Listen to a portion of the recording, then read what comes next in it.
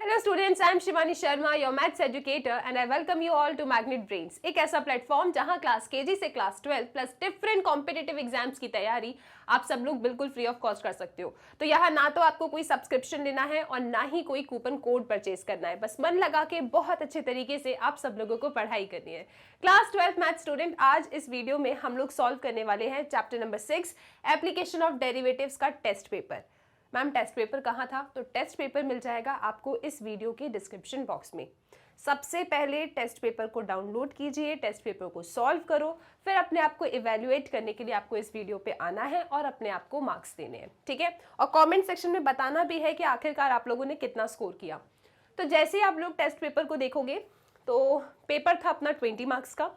Question number 1 to 4 MCQ question है 1 marks के। Question 5, 6, 7, 8 very short answer type question है 2 marks के। Question number 9 short answer type question है 3 marks का। And question number 10 4 marks का question है और ये एक केस स्टडी वाला क्वेश्चन है, ठीक है। तो जिस तरीके से सीबीएसई ने अपना सैंपल पेपर रिलीज किया था, जो फॉर्मेट था, हमने हर एक चैप्टर के टेस्ट पेपर के लिए उसी फॉर्मेट को रखा है ताकि आपकी प्रिपरेशन अच्छे से हो सके, ओके। तो सबसे पहला क्वेश्चन जो आपके सामने आया है that is an MCQ question और ये क्वेश्चन कहता है the total cost associated with the production of x units of an item is given by this, find the marginal cost when 5 units are produced. Very simple question, सिर्फ और सिर्फ calculation based है आपका ये वाला क्वेश्चन, ठीक है। ये आपसे कहते हैं कि भैया हमें तो मार्जिनल कॉस्ट बता दो, तो हम कहेंगे कि मार्जिनल कॉस्ट क्या होता है? Rate of change of total cost with respect to number of units produced at any instant, इसे हम कहते हैं मार्जिनल कॉस्ट। तो यहाँ पे टोटल कॉस्ट ये है, इसका चेंज आप निकालिए with respect to x, okay. इसे डिफ्रेंशिएट कीजिए with respect to x and after differentiating आप एक्स की जगह पे 5 सब्स्टिट्यूट कर दो, तो आपको क्या मिल जाएगा? मार्जिनल कॉस्ट मिल जाएगा। क्लियर सा क्वेश्चन है, सिंपल सा क्वेश्चन है, ठीक है। तो यहाँ पे क्या करना है आपको? आपके कॉस्ट फंक्शन को आप लोगों को x के रिस्पेक्ट में डिफ्रेंशिएट करना है एंड आफ्टर डिफ्रेंशिएटिंग आपको x की जगह पे 5 रख देना है, ठीक है जी। तो चलिए इसे डिफ्रेंशिएट करते हैं। तो इस पूरे एक्सप्रेशन का डिफ्रेंशिएशन, ओके, सबसे पहले क्या होगा? 0.008 इंटू 3x², क्लियर है सबको, minus 0.04 into 2x plus 20, okay जी। 20x का डिफ्रेंसिएशन क्या होगा? 20। 6000 एक कांस्टेंट है, कांस्टेंट का डेरिवेटिव 0 होता है। तो ये एक्सप्रेशन हमारे सामने आ जाती है। हमने कर दिया डिफ्रेंशिएट, राइट। आफ्टर डिफ्रेंशिएटिंग हमें क्या करना था? बस x की जगह पे 5 रख देना है। तो ठीक है जी, रख देते हैं। ये डेसिमल वाला कैलकुलेशन मुझे थोड़ा अच्छा नहीं लगता, तो चलो फ्रैक्शन में कन्वर्ट कर लेते हैं। So this will become 8/1 2 3 into 3 into x square मतलब 5 का स्क्वायर, और 5 का स्क्वायर क्या होता है जी? 25। मैं इसे 5 इंटू 5 ही लिख रही हूँ, ठीक है जी। माइनस ये आएगा आपके पास 4, ये पॉइंट हटा 1 0 0 इंटू 2 इंटू एक्स मतलब क्या है? 5, और ये रहा आपका प्लस 20, ठीक है। सो हमारे पास क्या आ रहा है? हमारे पास आ रहा है 5 1 = 5, ओके जी। 5 2 = 10 0 0, क्लियर है सबको। 5 1 = दिस इज 5 4 = 20 0, 5 4 = 20 0, यानी कि 8/40, ओके। सो दिस इज 8 1 = 8, 8 5 = 40, यानी क्या आ रहा है? 3/5 आ रहा है। क्या आ रहा है जी आपके पास? 3/5 आ रहा है। तो यहाँ पे जब मैंने इसे पूरा कैलकुलेट किया तो ये मेरे पास 3/5 आ गया, ओके जी। अब यहाँ पे चलते हैं अपन लोग। सो दिस इज व्हाट? 5 1 = है ना जी, 5 2 = 10 0, 4 1 = 4 5 = 20, यानी क्या आ रहा है? -2/5। ये आ रहा है हमारे पास -2/5 और यहाँ पे लिखा है +20। चेक कर ले सब लोग, 3 में से 2 गया is 1, so this is 1/5 1/5 + 20, okay. अब यहाँ पे देखो, क्योंकि फ्रैक्शन में मतलब डेसिमल में आंसर है, तो चलो जी डिवाइड करके आंसर लेके आते हैं, है ना। तो हम इसको क्या लिख सकते हैं? 1/5 है ना, 1/5 क्या होगा जी? दिस इज 1, ठीक है। यहाँ पे 0.0, 5 2 = 10, है ना जी, 0.2, 1/5 क्या होता है? 0.2 होता है। सो 20 + 0.2 क्या हो जाएगा जी? 20.2 हो जाएगा, ठीक है। So 20.00 plus 0.2 this is equal to 20.2। तो मेरे पास मार्जिनल कॉस्ट कितना आ रहा है, ₹20.2। ऐसा कोई ऑप्शन है? आप बोलेंगे मैम होना ही पड़ेगा, मतलब ऑप्शन बी आपका बिल्कुल सही जवाब था। सो बस हमें पता होना चाहिए कि what is marginal cost, right. Differentiation बहुत बेसिक सा था। मार्जिनल कॉस्ट क्या होता है? Rate of change of total cost with respect to number of units produced at any instant gives us marginal cost, that's it, ठीक है। Marginal cost हमको मिल जाएगा और फिर आफ्टर डिफरेंशिएटिंग हम लोग x की जगह पे जो भी इंस्टेंट इनने कहा है उस वैल्यू को रख देंगे, कैलकुलेशन कर देंगे और हमारा आंसर आ जाएगा। अगर आप लोगों ने ऑप्शन बी टिक किया है तो आप अपने आप को इस क्वेश्चन में 1 मार्क्स दे सकते हो, ठीक है। क्लियर है? चलो जी, मार्जिनल रेवेन्यू क्या होता है ये आप कमेंट सेक्शन में बताएंगे, ये एक्स्ट्रा क्वेश्चन है, ठीक है। चलो क्वेश्चन नंबर 2 पे आ जाओ।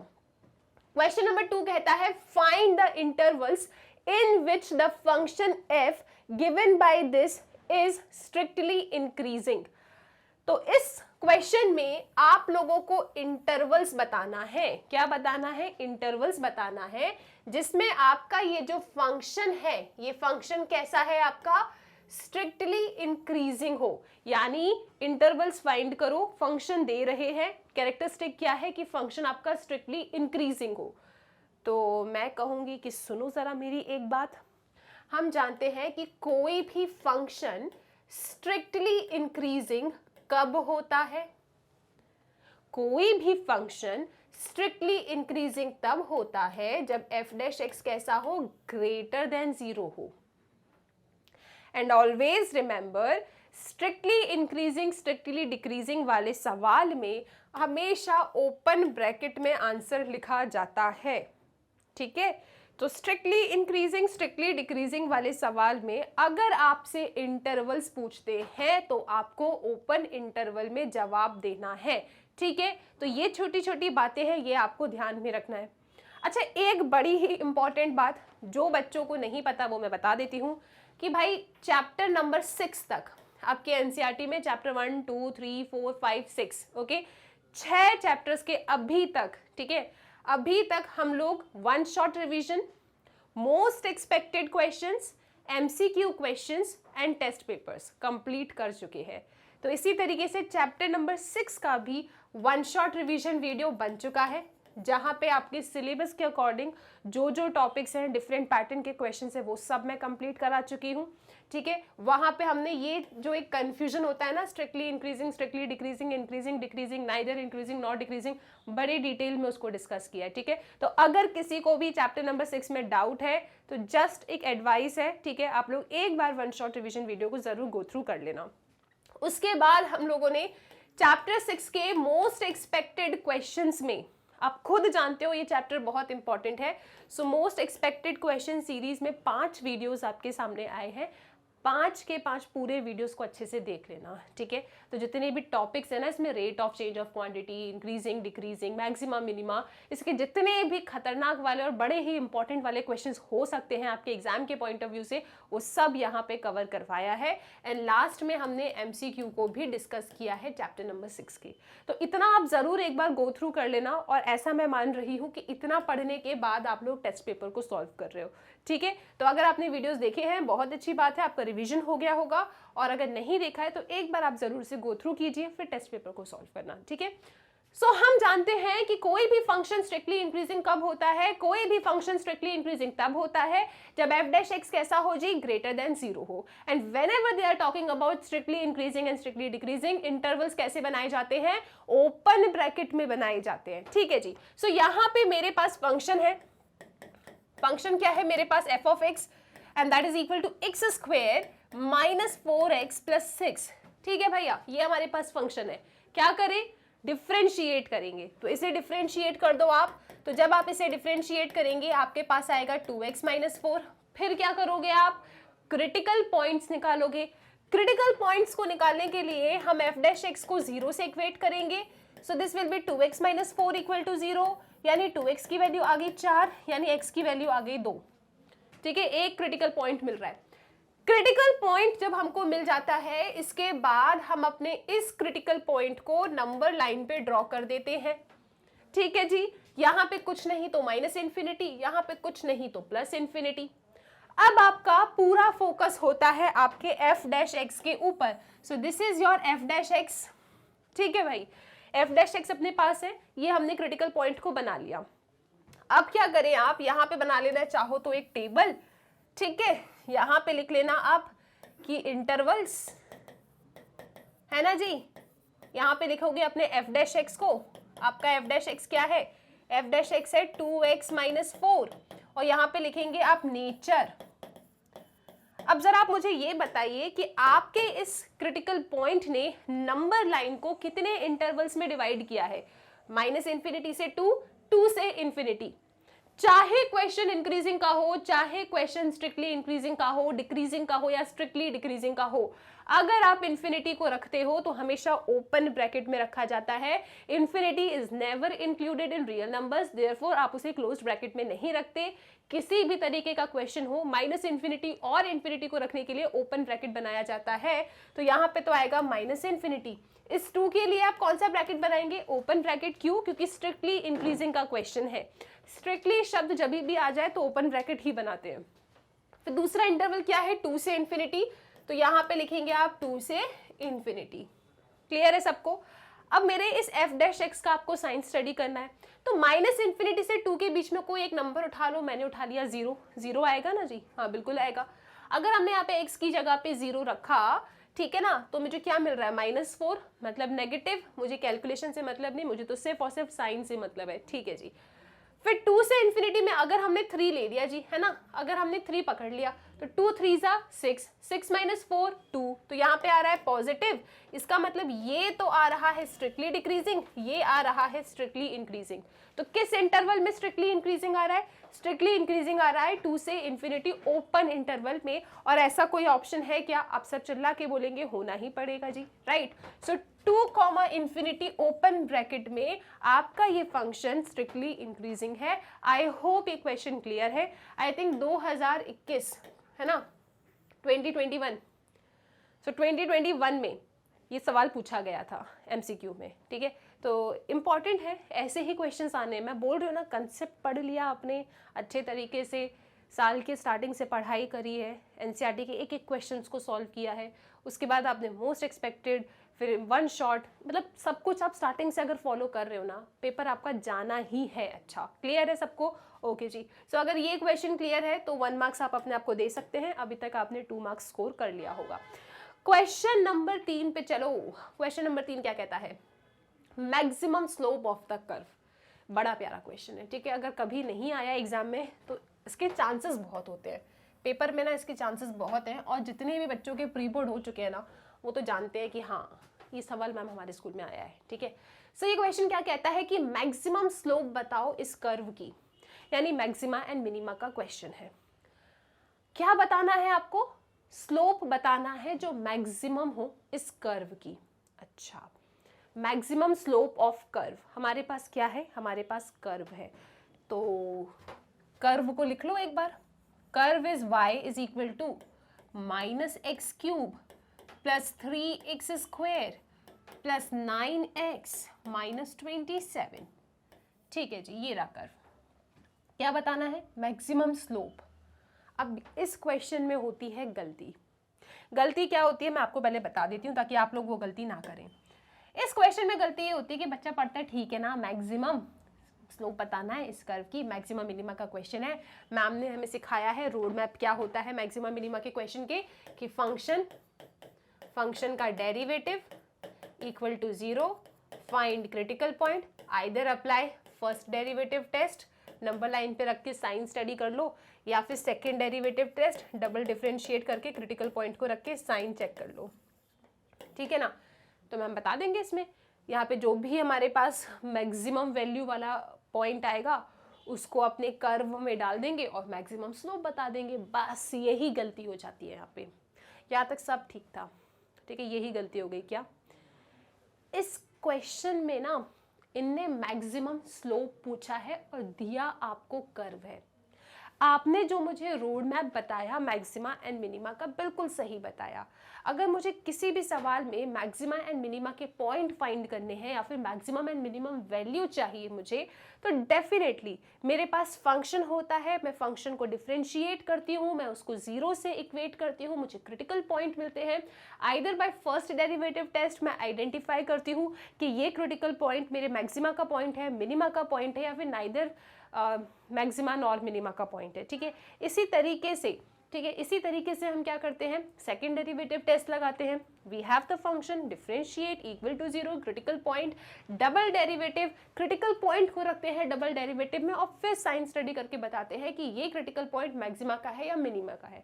बिल्कुल सही कहा। लेकिन इस क्वेश्चन में जहां आपको फंसाते हैं वो पता है क्या है, दिया कर्व है, पूछ रहे हैं मैक्सिमम स्लोप क्या होगी जी। तो कर्व दिया है, स्लोप पूछ रहे हैं मैक्सिमम क्या होगी। सबसे पहले आप इस कर्व में से स्लोप निकालोगे और उसके बाद उस स्लोप को फंक्शन मानोगे, फिर आप उसे डिफरेंशिएट करोगे, फिर क्रिटिकल पॉइंट निकालोगे, फिर चेक करोगे कि मैक्सिमा या मिनिमा का पॉइंट है, और उसके बाद अगर मैक्सिमा का पॉइंट है तो जाके स्लोप वाले फंक्शन में आपको एक्स की वैल्यू डालनी है। क्लियर है सबको ये चीज? तो यहां पे सबसे पहले आप लोग इस कर्व में से स्लोप निकालोगे। स्लोप कैसे निकालेंगे हम? इसे डिफरेंशिएट करके। आप इसे डिफरेंशिएट कर दो। स्लोप क्या होता है जी? स्लोप होता है dy बाई डी एक्स। ठीक है, तो यहाँ पे अगर हमें स्लोप चाहिए तो बेसिकली हमें क्या करना है जी? हमें dy बाई डी एक्स करना है, क्योंकि dy बाई डी एक्स होती है स्लोप। सो ये आ जाएगी -3x² प्लस 6x प्लस 9। ठीक है भाई, ये आपकी स्लोप आ गई। क्या आ गई? -3x² plus 6x plus 9। This is the slope. ठीक है, तो मैं यहाँ से इसको हटा दूँ ताकि किसी को कंफ्यूजन ना हो। ये तो भाई स्लोप है। अब मुझे ना मैक्सिमम स्लोप चाहिए। मेरे लिए ये फंक्शन नहीं है, अब मेरे लिए ये फंक्शन है। अब जितनी भी कहानी आपने मुझे बताई थी वो कहानी आपको यहाँ से स्टार्ट करनी है। मतलब ये फंक्शन है, इसका डेरिवेटिव निकाल के मैं क्रिटिकल पॉइंट निकालूंगी। तो इसका डेरिवेटिव क्या होगा? dm upon dx that is equal to -6x plus 6। Check करो सब, -6x प्लस 6। ठीक है, अब क्रिटिकल पॉइंट निकालने के लिए आप क्या करेंगे? क्रिटिकल पॉइंट निकालने के लिए आप dm बाई dx को जीरो से इक्वेट करेंगे। ओके जी, dm बाई dx को आप जीरो से इक्वेट कर लीजिए। तो यहाँ पे मेरे पास क्या आएगा? -6x इज इक्वल टू -6, तो x इज इक्वल टू 1। ठीक है जी, x इक्वल टू 1 क्या आ गया आपके पास? क्रिटिकल पॉइंट आ गया। This is your critical point. अब क्या ये मैक्सिमम स्लोप देगा या नहीं, ये आपको चेक करना पड़ेगा। ठीक है, वैसे तो आप देख सकते हो नन ऑफ दीज का ऑप्शन नहीं है। क्रिटिकल पॉइंट 1 आया है, डेफिनेटली ये मैक्सिमम स्लोप देगा। ठीक है, आप इस x इज इक्वल टू 1 की वैल्यू को अगर यहाँ रख दोगे तो आपको मैक्सिमम स्लोप मिल जाएगा। लेकिन स्टिल इन केस ये क्वेश्चन सब्जेक्टिव में आ जाए तो आपको x की वैल्यू 1 मिल गई, यहाँ पे रख के खुश नहीं हो सकते। एग्जामिनर 1 मार्क्स कट कर लेगा। वो पूछेगा तुमको किसने बताया, तुमको किसने बताया कि ये मैक्सिमम की पॉइंट होने वाली है, ये मैक्सिमा का पॉइंट होने वाला है या मिनिमा का पॉइंट होने वाला है, राइट? तो आपको चेक करना होता है। तो ठीक है, अभी अपन सीख रहे हैं तो मैं आपको चेक करके बता देती हूँ कि क्या x इक्वल टू 1 मेरा मैक्सिमा का पॉइंट है या नहीं है। तो ये चेक करने के लिए मैं जा रही हूँ डबल डेरिवेटिव टेस्ट के पास। डबल डेरिवेटिव टेस्ट क्या कहता है कि आप अपने सिंगल डेरिवेटिव को फिर से डिफरेंशिएट कर दो। तो मेरा सिंगल डेरिवेटिव कौन है? dm by D x. ठीक है जी, तो मैं इसे करूँगी फिर से डिफरेंशिएट, तो हमको कुछ ऐसा मिलेगा और x की वैल्यू हमें रख देनी है 1। तो -6x प्लस 6 में डिफरेंशिएशन क्या होगा जी? -6 होगा, and this is definitely coming out to be less than 0। Double derivative critical point रखने पे अगर लेस देन 0 आता है तो ये किसकी कंडीशन होती है? सोच समझ के आंसर देना है। दिल तो कहेगा मिनिमा है मैम, लेस देन 0 है, लेकिन दिमाग की सुनो, मैक्सिमा है ये। ठीक है, सो अगर डबल डेरिवेटिव क्रिटिकल पॉइंट रखने पे लेस देन 0 आता है तो भाई किसकी कंडीशन है ये? It is a condition of maxima. ये मैक्सिमा की कंडीशन है। इसका मतलब x इक्वल टू 1 के लिए आपको मैक्सिमम स्लोप मिलेगी। ठीक है ना? तो यहाँ पे x की जगह पे 1 रख दो, यहां मत रखना, यहां मत रखना क्योंकि ये स्लोप नहीं है, स्लोप ये है, यहां रखेंगे आप। सो दिस इज -3x² मतलब 1 का स्क्वायर प्लस 6 इंटू 1 प्लस 9, तो कितना आएगा आपके पास स्लोप? 1 का स्क्वायर क्या होगा? 1। So this is -3 plus 6 plus 9। So -3 plus 6 कितना होगा जी?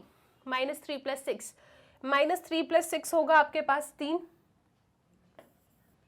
3 प्लस 9 12। देखो तो जरा, ऐसी कोई स्लोप है क्या? ऐसा कोई ऑप्शन है? डेफिनेटली हमारे पास ऑप्शन है, दैट इज बी। बड़ा ही प्यारा क्वेश्चन है, एनसीईआरटी एग्जाम्पलर में गिवन है, ठीक है।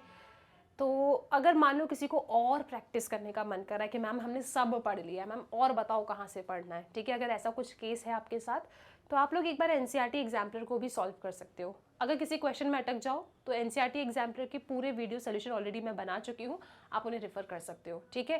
राइट, क्लियर है। तो इसका जो आंसर आ रहा है वो आ रहा है 12, यानी मैक्सिमम जो स्लोप है मेरे पास वो 12 है। तो यहाँ पे प्लीज़ उस गलती को ना करें जो मैं आपको बता चुकी हूँ, ये कर्व है, इनने maximum value of this curve नहीं पूछा, इस कर्व पे जो स्लोप बनेगी ना उसकी मैक्सिमम वैल्यू पूछी है। तो पहले आप स्लोप निकालेंगे, ओके, और उसके बाद जो भी आपने पढ़ा है वो लॉजिक आप अपने इसके लिए लगाएंगे, this is your function, this is not your function, ठीक है। So I hope question number 3 clear है, सबके आंसर ऑप्शन बी 12 आया है। अगर किसी ने गलत किया तो एक बार इसको याद रखिएगा, क्वेश्चन बड़ा इंपॉर्टेंट है। अब आते हैं एक लास्ट एमसीक्यू पे, that is question number 4। Question 4 कहता है द रियल फंक्शन दिस, ये जो फंक्शन आपके सामने है ना, ये बता दो ये कैसा है। तो मैंने कहा इतने सारे ऑप्शन तो मैं नहीं पढ़ रही, ठीक है ना, स्ट्रिक्टली इंक्रीजिंग, स्ट्रिक्टली डिक्रीजिंग, हर जगह स्ट्रिक्टली है, चलो ठीक है। अब मुझे बताना है कि मेरा फंक्शन का नेचर क्या है, मतलब इन शॉर्ट मुझे इस क्वेश्चन में इंटरवल से डील करना है। तो मैं इतने सारे ऑप्शन को 10 बार क्यों रीड करूं, मैंने बस देख लिया, अच्छा स्ट्रिक्टली इंक्रीजिंग स्ट्रिक्टली डिक्रीजिंग की बात कर रहे हैं, फंक्शन मेरे पास है, इंटरवल्स की बात कर रहे हैं, स्ट्रिक्टली इंक्रीजिंग स्ट्रिक्टली डिक्रीजिंग का सवाल है। जो हमने सीखा है उस मेथड से सॉल्व कर देते हैं और देख लेते हैं कि कौन सा ऑप्शन सही है। क्लियर है सबको? चलो जी, तो फंक्शन जो आपके पास है, आप अपने फंक्शन का कर देंगे डिफ्रेंसिएशन। डिफ्रेंसिएशन आप कर दीजिए, सो this is 6x², 3 2 6x² minus 6x minus 36। So this is, इसका डिफ्रेंसिएशन देखेंगे, 3 2 6x², 3 2 6x माइनस 36। क्लियर है सबको? 6x² minus 6x minus 36। आप अपने f' को 0 से इक्वेट कर लो, 6 को कॉमन ले लो, तो x² minus x minus 6 equal to 0। 6 हमने कॉमन ले लिया, ठीक है जी। अब क्या करने वाले हैं अपन? Splitting the middle term, factorize करेंगे। तो चलिए जी फैक्टराइज करते हैं। दिस इज 6, यहाँ पे क्या आएगा? x² minus 3x plus 2x minus 6 equal to 0, ठीक है, क्लियर है सबको? तो ये क्या आएगा? 6x कॉमन ले लिया, so x minus 3 plus 2 common ले लिया, x minus 3 and this is equal to 0। So यहां से हमें मिल रहा है 6, this is x plus 2, x minus 3, और यहाँ पे आएगा 0। सो x की वैल्यू हमें मिल रही है -2 एंड 3। x की वैल्यू हमें क्या मिल रही है? -2 एंड 3 मिल रही है, ठीक है। मतलब ये हमारे क्या है? क्रिटिकल पॉइंट्स हैं, ओके जी। अब इन क्रिटिकल पॉइंट को हम लोग प्लॉट कर लेते हैं नंबर लाइन पे। So this is my number line, यहाँ पे माइनस इन्फिनिटी है आपके पास, this is -2, this is 3 and this is infinity, ठीक है भाई, क्लियर है सबको? मेरे पास f' क्या आया था उसके बारे में बाद में चर्चा करेंगे। हमको इंटरवल्स बताना है। अब हम बनाएंगे एक टेबल, नंबर लाइन में सीक्वेंस में अपने क्रिटिकल पॉइंट्स को जमा लो। अब आप एक टेबल बनाइए, टेबल में लिखेंगे आप इंटरवल्स, फिर यहां लिखना है आपको f'। अपने पास f' क्या है? जो एकदम अच्छे तरीके से फैक्टराइज होके रखा है ना, उस वाले f' को ले लेते हैं, जहां से अपने कुछ कॉमन लेके नहीं फेंका, मतलब ये, ठीक है, ये सबसे अच्छा वाला है। तो ऐसा नहीं कि मैंने 6 को वहां गायब कर दिया और फिर इसको ले रही हूँ, नहीं, मैं एकदम पूरा ये वाला, जब मैंने 0 के पास कुछ सेंड ही नहीं किया ना, वो वाली लाइन को मैं उठा रही हूँ। तो मेरे पास है 6x plus 2, 6x plus 2, 6x plus 2, x minus 3, x minus 3, ठीक है जी। और यहां पे लिखेंगे आप नेचर। क्या लिखेंगे? नेचर लिखेंगे, क्योंकि हर जगह मेरे सवाल ने क्या कहा है? स्ट्रिक्टली, मतलब स्ट्रिक्टली शब्द हर जगह लिखा है, तो मुझे याद रखना है कि भाई ओपन ब्रैकेट ही बनाने हैं। तो ठीक है जी, ओपन ब्रैकेट बनाते हैं, माइनस इन्फिनिटी से -2, -2 से 3 एंड 3 से इन्फिनिटी। अब यहां पे मैं अपने f' का साइन स्टडी कर लेती हूं। तो माइनस इन्फिनिटी से -2 में मुझे -3 मिलेगा क्या? डेफिनेटली मिलेगा। ये -3 रखते हैं, सी देखो ये पॉजिटिव है, यहाँ -3 + 2 रखा तो भाई नेगेटिव आएगा, -3 रखा तो नेगेटिव आएगा। सब इनटू में है, minus minus plus, plus into plus is plus, यानी ये ओवरऑल f' का साइन कैसा आ रहा है? प्लस, यानी यहाँ पे ये स्ट्रिक्टली इंक्रीजिंग आ रहा है। -2 और 3 के बीच में आपको एक नंबर पकड़ लो, सपोज आपने 0 पकड़ लिया, 0 होगा कि नहीं होगा? -2, -1, 0, 1, 2, 3, डेफिनेटली 0 होगा। तो -2 एंड -3 में हमने x की जगह पे 0 रखना है जी। 6 तो पॉजिटिव है, 0 रखने पे ये भी पॉजिटिव है, 0 रखने पे ये नेगेटिव है, और ये तीनों आपस में कैसे है? मल्टीप्लिकेशन में, यानी ओवरऑल साइन क्या आएगा इसका? ओवरऑल साइन आएगा इसका नेगेटिव, यानी यहाँ मेरा फंक्शन स्ट्रिक्टली डिक्रीजिंग आ रहा है। 3 एंड इन्फिनिटी के बीच में कोई एक नंबर पकड़ना है आपको। सो मैंने 4 पकड़ लिया, ठीक है। 3 एंड इन्फिनिटी के बीच में हमको 4 मिल गया, तो 4 अगर हम यहाँ रखते हैं, सो दिस इज पॉजिटिव। 4 + 2 क्या होगा जी? पॉजिटिव होगा मैम। 4 - 3 भी क्या होगा? पॉजिटिव। सभी पॉजिटिव का करना है मल्टीप्लिकेशन, यानी ये भी कैसा आएगा? पॉजिटिव आएगा। मतलब यहाँ पे आप लिखेंगे दिस इज स्ट्रिक्टली इंक्रीजिंग। सो 3 से इन्फिनिटी में आपको स्ट्रिक्टली इंक्रीजिंग मिल रहा है। यानी हमने क्या कंक्लूड किया यहाँ से? हमने ये कंक्लूड किया कि जो हमारा फंक्शन है, this function is strictly increasing in the interval -infinity से -2 यूनियन 3, इन्फिनिटी। चेक कर लो सब लोग, -इन्फिनिटी से -2 यूनियन 3, इन्फिनिटी। और मेरा ये फंक्शन स्ट्रिक्टली डिक्रीजिंग कहाँ है? -2 और 3 में मेरा ये फंक्शन स्ट्रिक्टली डिक्रीजिंग है। चेक कर लेते हैं, ऐसे कहीं ऑप्शन है, टिक कर देंगे अपन। सो -इन्फिनिटी से -2, -इन्फिनिटी से -2 यूनियन 3 से इन्फिनिटी, स्ट्रिक्टली इंक्रीजिंग। देखो स्ट्रिक्टली डिक्रीजिंग तो मुझे दिख रहा है, फंक्शन मेरा स्ट्रिक्टली डिक्रीजिंग इसी में आया है ना, -2 से 3 में आया है, ऑल गुड। और कुछ चेक कर लो एक बार, स्ट्रिक्टली डिक्रीजिंग यहाँ नहीं है, स्ट्रिक्टली डिक्रीजिंग यहाँ नहीं है, स्ट्रिक्टली डिक्रीजिंग यहाँ भी नहीं है। इसका मतलब जो मेरा सही आंसर है वो क्या है? ऑप्शन बी ही है। तो मतलब आपको अपना क्वेश्चन पूरा सॉल्व करना है और फिर सही आंसर जाके टिक करके आ जाना है, ठीक है। सिंपल सा क्वेश्चन है, प्रोसीजर आप सबको पता होना चाहिए। Function derivative equal to 0, critical point, number line, just check the sign. अच्छा, एक बहुत ही इंपॉर्टेंट बात है जो शेयर करनी है मुझे आप लोगों के साथ, क्योंकि अभी आप लोग ना बहुत सारे क्वेश्चंस को प्रैक्टिस कर रहे होंगे, अलग अलग सैम्पल पेपर्स को सॉल्व कर रहे होंगे, ठीक है ना। तो एक डाउट आपके दिमाग में आता है, क्या कि मैम कहीं कहीं ना हमने ऐसे क्वेश्चंस देखे हैं जहां पे बोलते हैं कि इंक्रीजिंग कहाँ है फंक्शन, वो इंटरवल बताओ। क्या बोलते हैं कि आपको ये बताना है कि आपका जो क्वेश्चन है इंक्रीजिंग किस इंटरवल में है।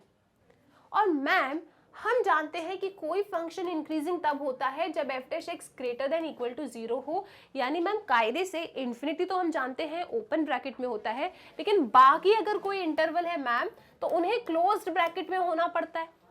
इन्फिनिटी के बारे में तो हम जानते हैं चाहे कुछ भी हो जाए ओपन ब्रैकेट में होता है, लेकिन मैम बाकी जो पॉइंट्स होते हैं उन्हें क्लोज्ड ब्रैकेट में होना चाहिए।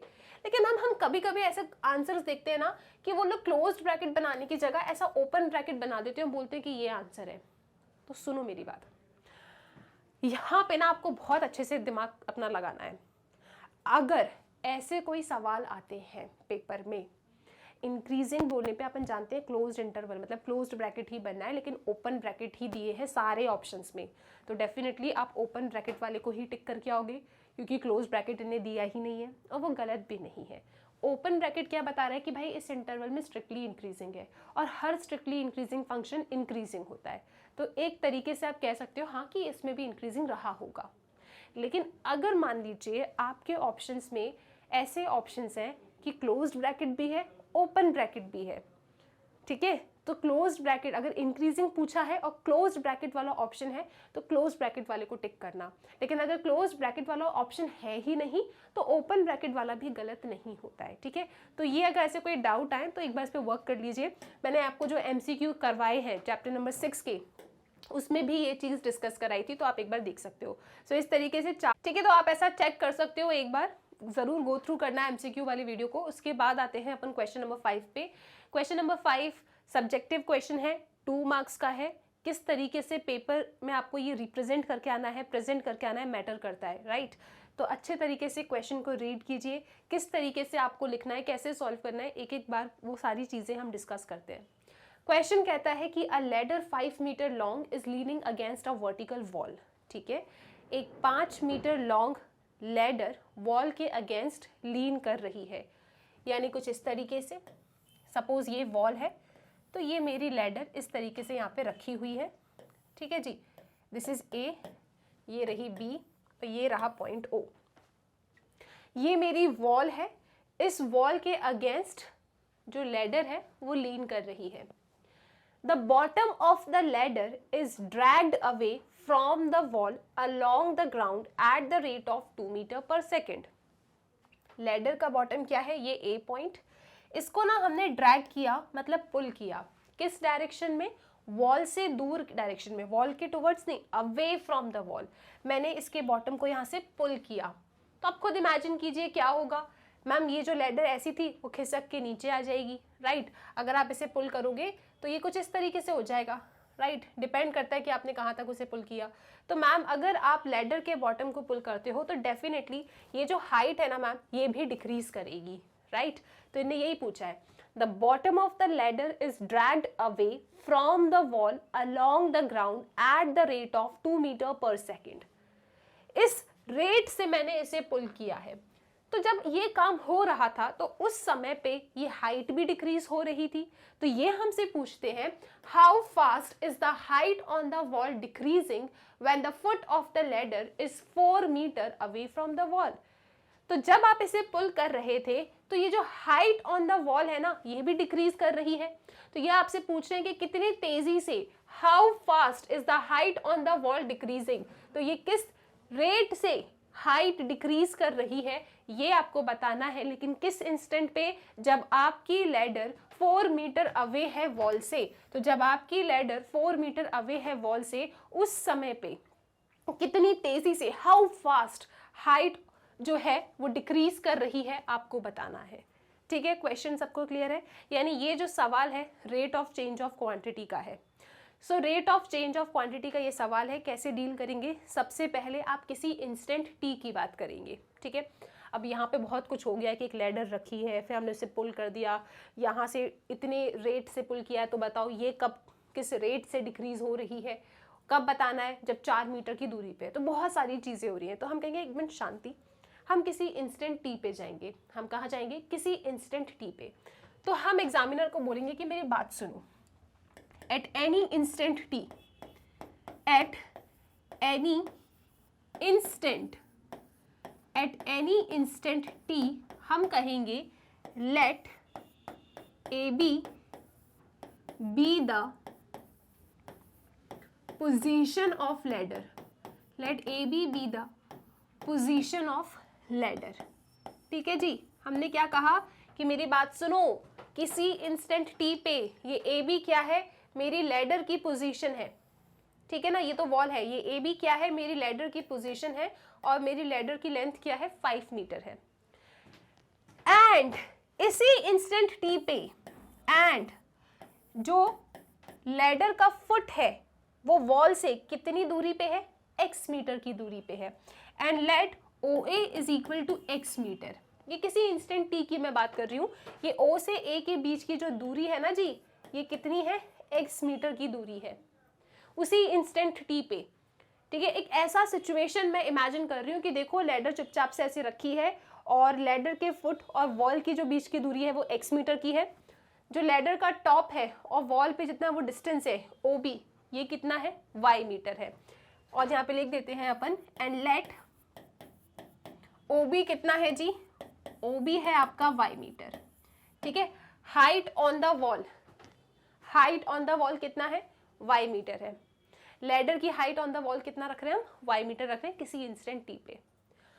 अब ऐसी बेचारी लैडर रखी हुई थी, ना जाने क्या हुआ हमको, हमने क्या किया, जो बॉटम ऑफ द लैडर है ना उसे पुल कर दिया, उसे ड्रैग कर दिया, कहाँ पे, वॉल से दूर। इसे मैंने ड्रैग किया तो बताओ किस में चेंज आएगा, डेफिनेटली OA में चेंज आएगा। किसके रिस्पेक्ट में चेंज आएगा, टाइम के रिस्पेक्ट में चेंज आएगा। यानी dx अपॉन dt कितना गिवन है आपको, dx अपॉन dt आपके पास है 2 मीटर पर सेकेंड। अगर आप बॉटम ऑफ द लैडर को पुल करते हो तो चेंज किस में आएगा, डेफिनेटली इसमें आएगा, राइट। आप इसे पुल कर रहे हो ना, तो पहले x मीटर पे था, आपने इसे पुल किया तो किस रेट से चेंज हुआ, ये 2 मीटर पर सेकेंड के रेट से चेंज हुआ, यानी dx by dt 2 metre per second है। और जब आप ये कार्य कर रहे थे ना, तो उस समय पे हाइट ऑन द वॉल भी डिक्रीज हो रही थी। स्टार्टिंग में हमने कहा कि भाई y मीटर की दूरी पे रखिए मेरी लैडर, मैंने किया पुल तो ये भी तो कम हो जाएगी। ये कितनी कम होगी, किस रेट से कम होगी, ये आपको बताना है। यानी आपको फाइंड करना है इस क्वेश्चन में dy बाई dt। और ये dy बाई dt कब फाइंड करना है, ये dy बाई dt आपको तब फाइंड करना है जब foot of the ladder is 4 metre away from the wall, यानी x कितना हो, 4 मीटर हो। उस समय पे किस रेट से, how fast height on the wall decrease कर रही है, ये आपको बताना है। dy by dt when x equal to 4 metre, ठीक है जी, ये आपको बताना है। क्वेश्चन सबको क्लियर है, राइट। अब सॉल्व कैसे करेंगे इसको, तो देखो ये वॉल है, लैडर है, डेफिनेटली 90 डिग्री बन रहा है। ट्राइंगल दिख रहा है, हम तो मैथ्स वाले हैं, जहां ट्राइंगल दिखेगा right angle triangle, Pythagoras theorem लगा देंगे। तो चलो जी पाइथागोरस थ्योरम लगाते हैं। ट्राइंगल AOB में पाइथागोरस लगा दो तो क्या होगा, हाइपोटेन्यूज का square is equal to perpendicular का स्क्वायर प्लस बेस का स्क्वायर। तो हम लिखेंगे यहाँ पे एक्स स्क्वायर, हम लिखेंगे इधर x square plus y square is equal to 5 का स्क्वायर, दैट मीन्स 25। सब लोग मीटर में थे ना, सब मीटर में थे, ठीक है। हमने लगा दी Pythagoras theorem, x square plus y square is equal to 5 का स्क्वायर 25, ठीक है जी। क्या चाहिए हमको, t के रिस्पेक्ट में डिफरेंशिएट करना है। तो ठीक है, अपने इस फंक्शन को t के रिस्पेक्ट में डिफरेंशिएट कर दीजिए। तो x, ये मेरी इक्वेशन नंबर 1 है, इसे डिफरेंशिएट कर रही हूँ t के रिस्पेक्ट में। तो एक्स स्क्वायर का डेरिवेटिव 2x और फिर x का डेरिवेटिव t के रिस्पेक्ट में dx बाई dt। ये सब चीज़ें हमने चैप्टर नंबर 5 में सीखी है, कैसे डिफरेंशिएट करते हैं। प्लस y स्क्वायर का डेरिवेटिव 2y, फिर y का डेरिवेटिव होगा dy बाई dt, और 25 का डेरिवेटिव क्या हो जाएगा जी, 0 हो जाएगा, ठीक है। 2 कॉमन लेके उड़ा दो, ठीक है। यहाँ से हमारे पास आता है y dy by dt is equal to minus x d x by d t. Check करो सब लोग, 2 कॉमन लेके उड़ गया, जाने दो, अच्छी बात है। यहाँ पे बचता है y dy by d T और ये minus x d x by d T. ये y जो मल्टीप्लाई में है हम इसको डिवाइड में भेज देते हैं। सबको क्लियर है, ठीक है। अब क्या करें, अब जितनी भी वैल्यूज है ना मैम वो सब्स्टिट्यूट करना है। लेकिन मैम एक काम करो, सुनो, इसको ना आप इक्वेशन स्टार कह दो, ठीक है जी। इसको इक्वेशन स्टार कह दिया हमने। अब हम 2 सेकंड के लिए अपनी इक्वेशन नंबर 1 के पास जाएंगे। मैंने कहा ठीक है, क्योंकि इन्हें पूछा है how fast height on the wall decreasing when foot of the ladder is 4 metre away from the wall. यानी जब x इक्वल टू 4 मीटर हो उस समय पे how fast is the height on the wall decreasing, ये आपको बताना है। तो मैं कहूंगी मेरी इस इक्वेशन 1 में से ना मैं y की वैल्यू निकालने वाली हूँ।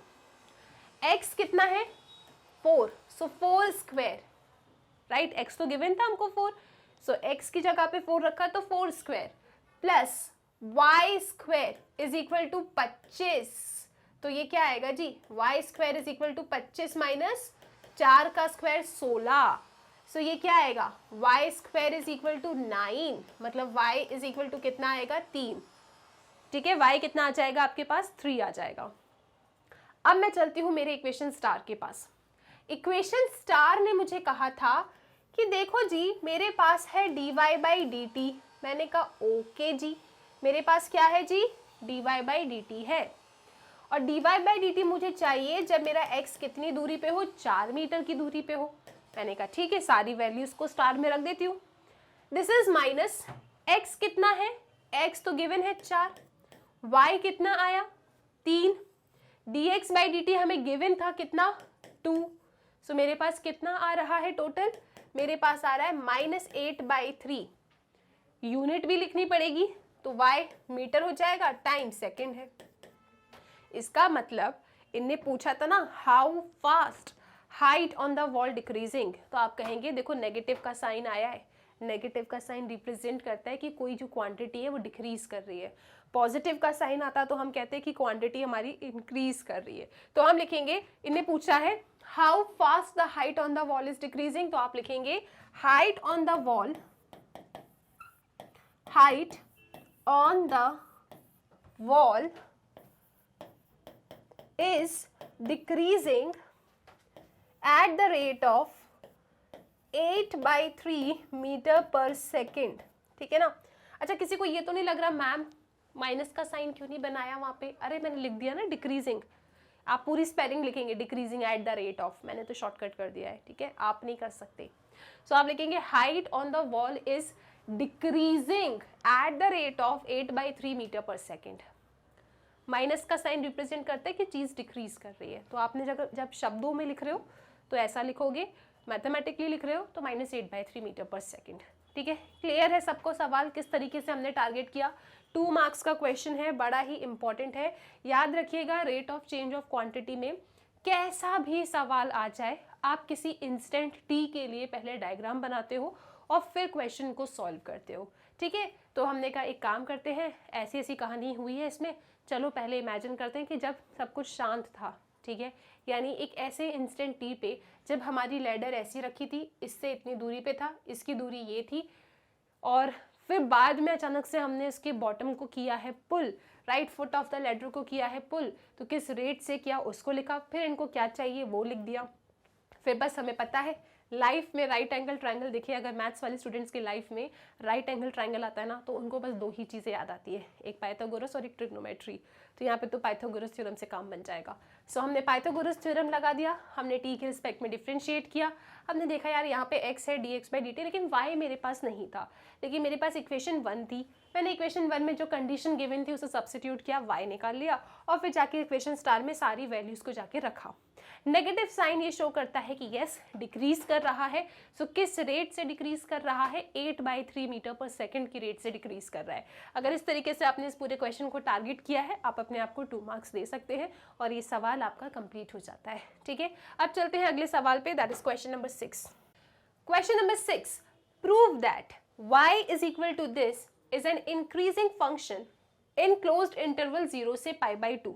आपको प्रूव करना है कि आपका ये फंक्शन कैसा है, इंक्रीजिंग फंक्शन है क्लोज्ड इंटरवल 0 से π/2 में। तो हम जानते हैं कि कोई भी फंक्शन इंक्रीजिंग कब होता है, जैसे सवाल है ना, तो पहले अपने आप से कुछ बातें किया करो। क्या इनने कहा है कि प्रूव करो ये फंक्शन इंक्रीजिंग है क्लोज्ड इंटरवल 0 से π/2 में, तो हम जानते हैं कि कोई भी फंक्शन इंक्रीजिंग कब होता है, कोई भी फंक्शन इंक्रीजिंग फंक्शन तब होता है जब f डैश x कैसा हो जी, ग्रेटर देन इक्वल टू 0 हो, है ना। और क्वेश्चन वाले चाहते हैं कि मैं इस फंक्शन को इंक्रीजिंग बता दूं क्लोज्ड इंटरवल 0 से π/2 में। मैंने कहा ठीक है, मुझे इसका डिफरेंशिएशन निकालना पड़ेगा, क्योंकि इंक्रीजिंग है या डिक्रीजिंग है ये बातें हम तब कर पाते हैं जब हमारे पास डेरिवेटिव हो, क्योंकि सब कुछ डेरिवेटिव पे डिपेंड करता है। फंक्शन है, लेट्स डिफरेंशिएट इट, इसको डिफरेंशिएट करते हैं और फिर इसके डेरिवेटिव को देखेंगे, ऑब्जर्व करेंगे और फिर बताएंगे कि क्या सच में 0 से π/2 में ये फंक्शन इंक्रीजिंग है या नहीं, क्योंकि इनने तो कहा प्रूव करो कि भाई इसी इंटरवल में ये इंक्रीजिंग है। तो मैंने कहा ठीक है, वो तो बात की बात है, पहले अपने फंक्शन को डिफरेंशिएट करना है। ओके, क्योंकि कोई भी फंक्शन इंक्रीजिंग तब होता है जब उसका derivative greater than equal to 0 हो। मेरे पास फंक्शन है थीटा के रिस्पेक्ट में, तो डेफिनेटली मैं इसे थीटा के रिस्पेक्ट में डिफरेंशिएट करूंगी। सो फंक्शन है मेरे पास y is equal to 4 sin theta divided by 2 plus cos theta minus theta. Okay जी, ये मेरे पास फंक्शन है। लेट्स डिफ्रेंशिएट इट थीटा के रिस्पेक्ट में। So dy by D theta क्या होगा जी? ये फर्स्ट फंक्शन है, ये सेकंड फंक्शन है। ओके तो इसे नाम दे दो first function, this is second function. Division में है तो क्वेश्चन रूल लगेगा। क्वेश्चन रूल क्या कहता है? Second differentiation of first. Okay question rule क्या कहता है कि फर्स्ट अपॉन सेकंड को अगर डिफरेंशिएट करना है तो second differentiation of first minus first differentiation of second upon second का स्क्वायर। तो सेकंड डिफरेंशिएशन ऑफ फर्स्ट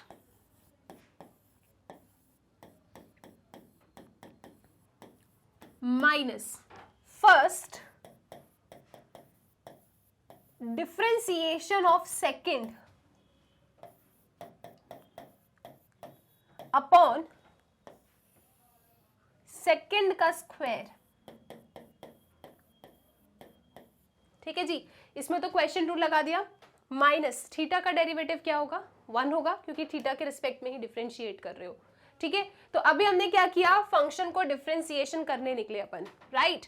तो second differentiation of first minus first differentiation of second upon second का square. Sine theta का derivative with respect to theta क्या होगा? Cos theta होगा। So 4 sine theta का derivative will be 4 cos theta. Okay जी, 2 का differentiation 0 because 2 is constant. Cos theta का derivative theta के रिस्पेक्ट में क्या होगा? माइनस साइन थीटा होगा। सो कॉस थीटा का derivative will B minus sine theta, तो ये प्लस साइन स्क्वायर थीटा बन जाएगा। ठीक है, कैलकुलेशन हो गई यहाँ पे तो। And this is whole divided by ऐसा, और यहाँ पे लिखा है -1। ठीक है, सबको क्लियर है? हमने क्वेश्चन रूल से डिफरेंशिएट कर दिया। Second differentiation of first, okay second differentiation of first 4 sine theta का derivative 4 cos theta minus first differentiation of second 2 का डिफरेंशिएशन 0 कॉस थीटा का डेरिवेटिव माइनस साइन थीटा, तो माइनस माइनस प्लस हो गया, sine theta into sine theta sine square theta हो गया। And this is divided by 2 plus cos theta का whole square. Theta का differentiation theta के respect में 1 हो जाता है। सबको क्लियर है यहाँ तक? अब आपने क्या करना है? अब आपको एलसीएम ले लेना है। तो जब आप एलसीएम ले लेंगे तो ये जो -1 है ये क्या बन जाएगा? -2 प्लस कॉस थीटा का होल स्क्वायर। इसको आपने इस तरीके से लिख दिया। ठीक है, एलसीएम लेके ये क्वांटिटी आपकी यहाँ पे पहुँच जाती है। अब क्या करना है आपको? अब आपको मल्टीप्लाई कर देना है अच्छे से। सो जब आप यहाँ मल्टीप्लाई करेंगे तो हमारे पास क्या आएगा? नेक्स्ट पेज पे चले तो हमारे पास आएगा this is D y upon d theta is equal to 4 cos theta into 2 is 8 cos theta. फिर अपने पास क्या है? Cos theta into 4 cos theta plus 4 cos square theta.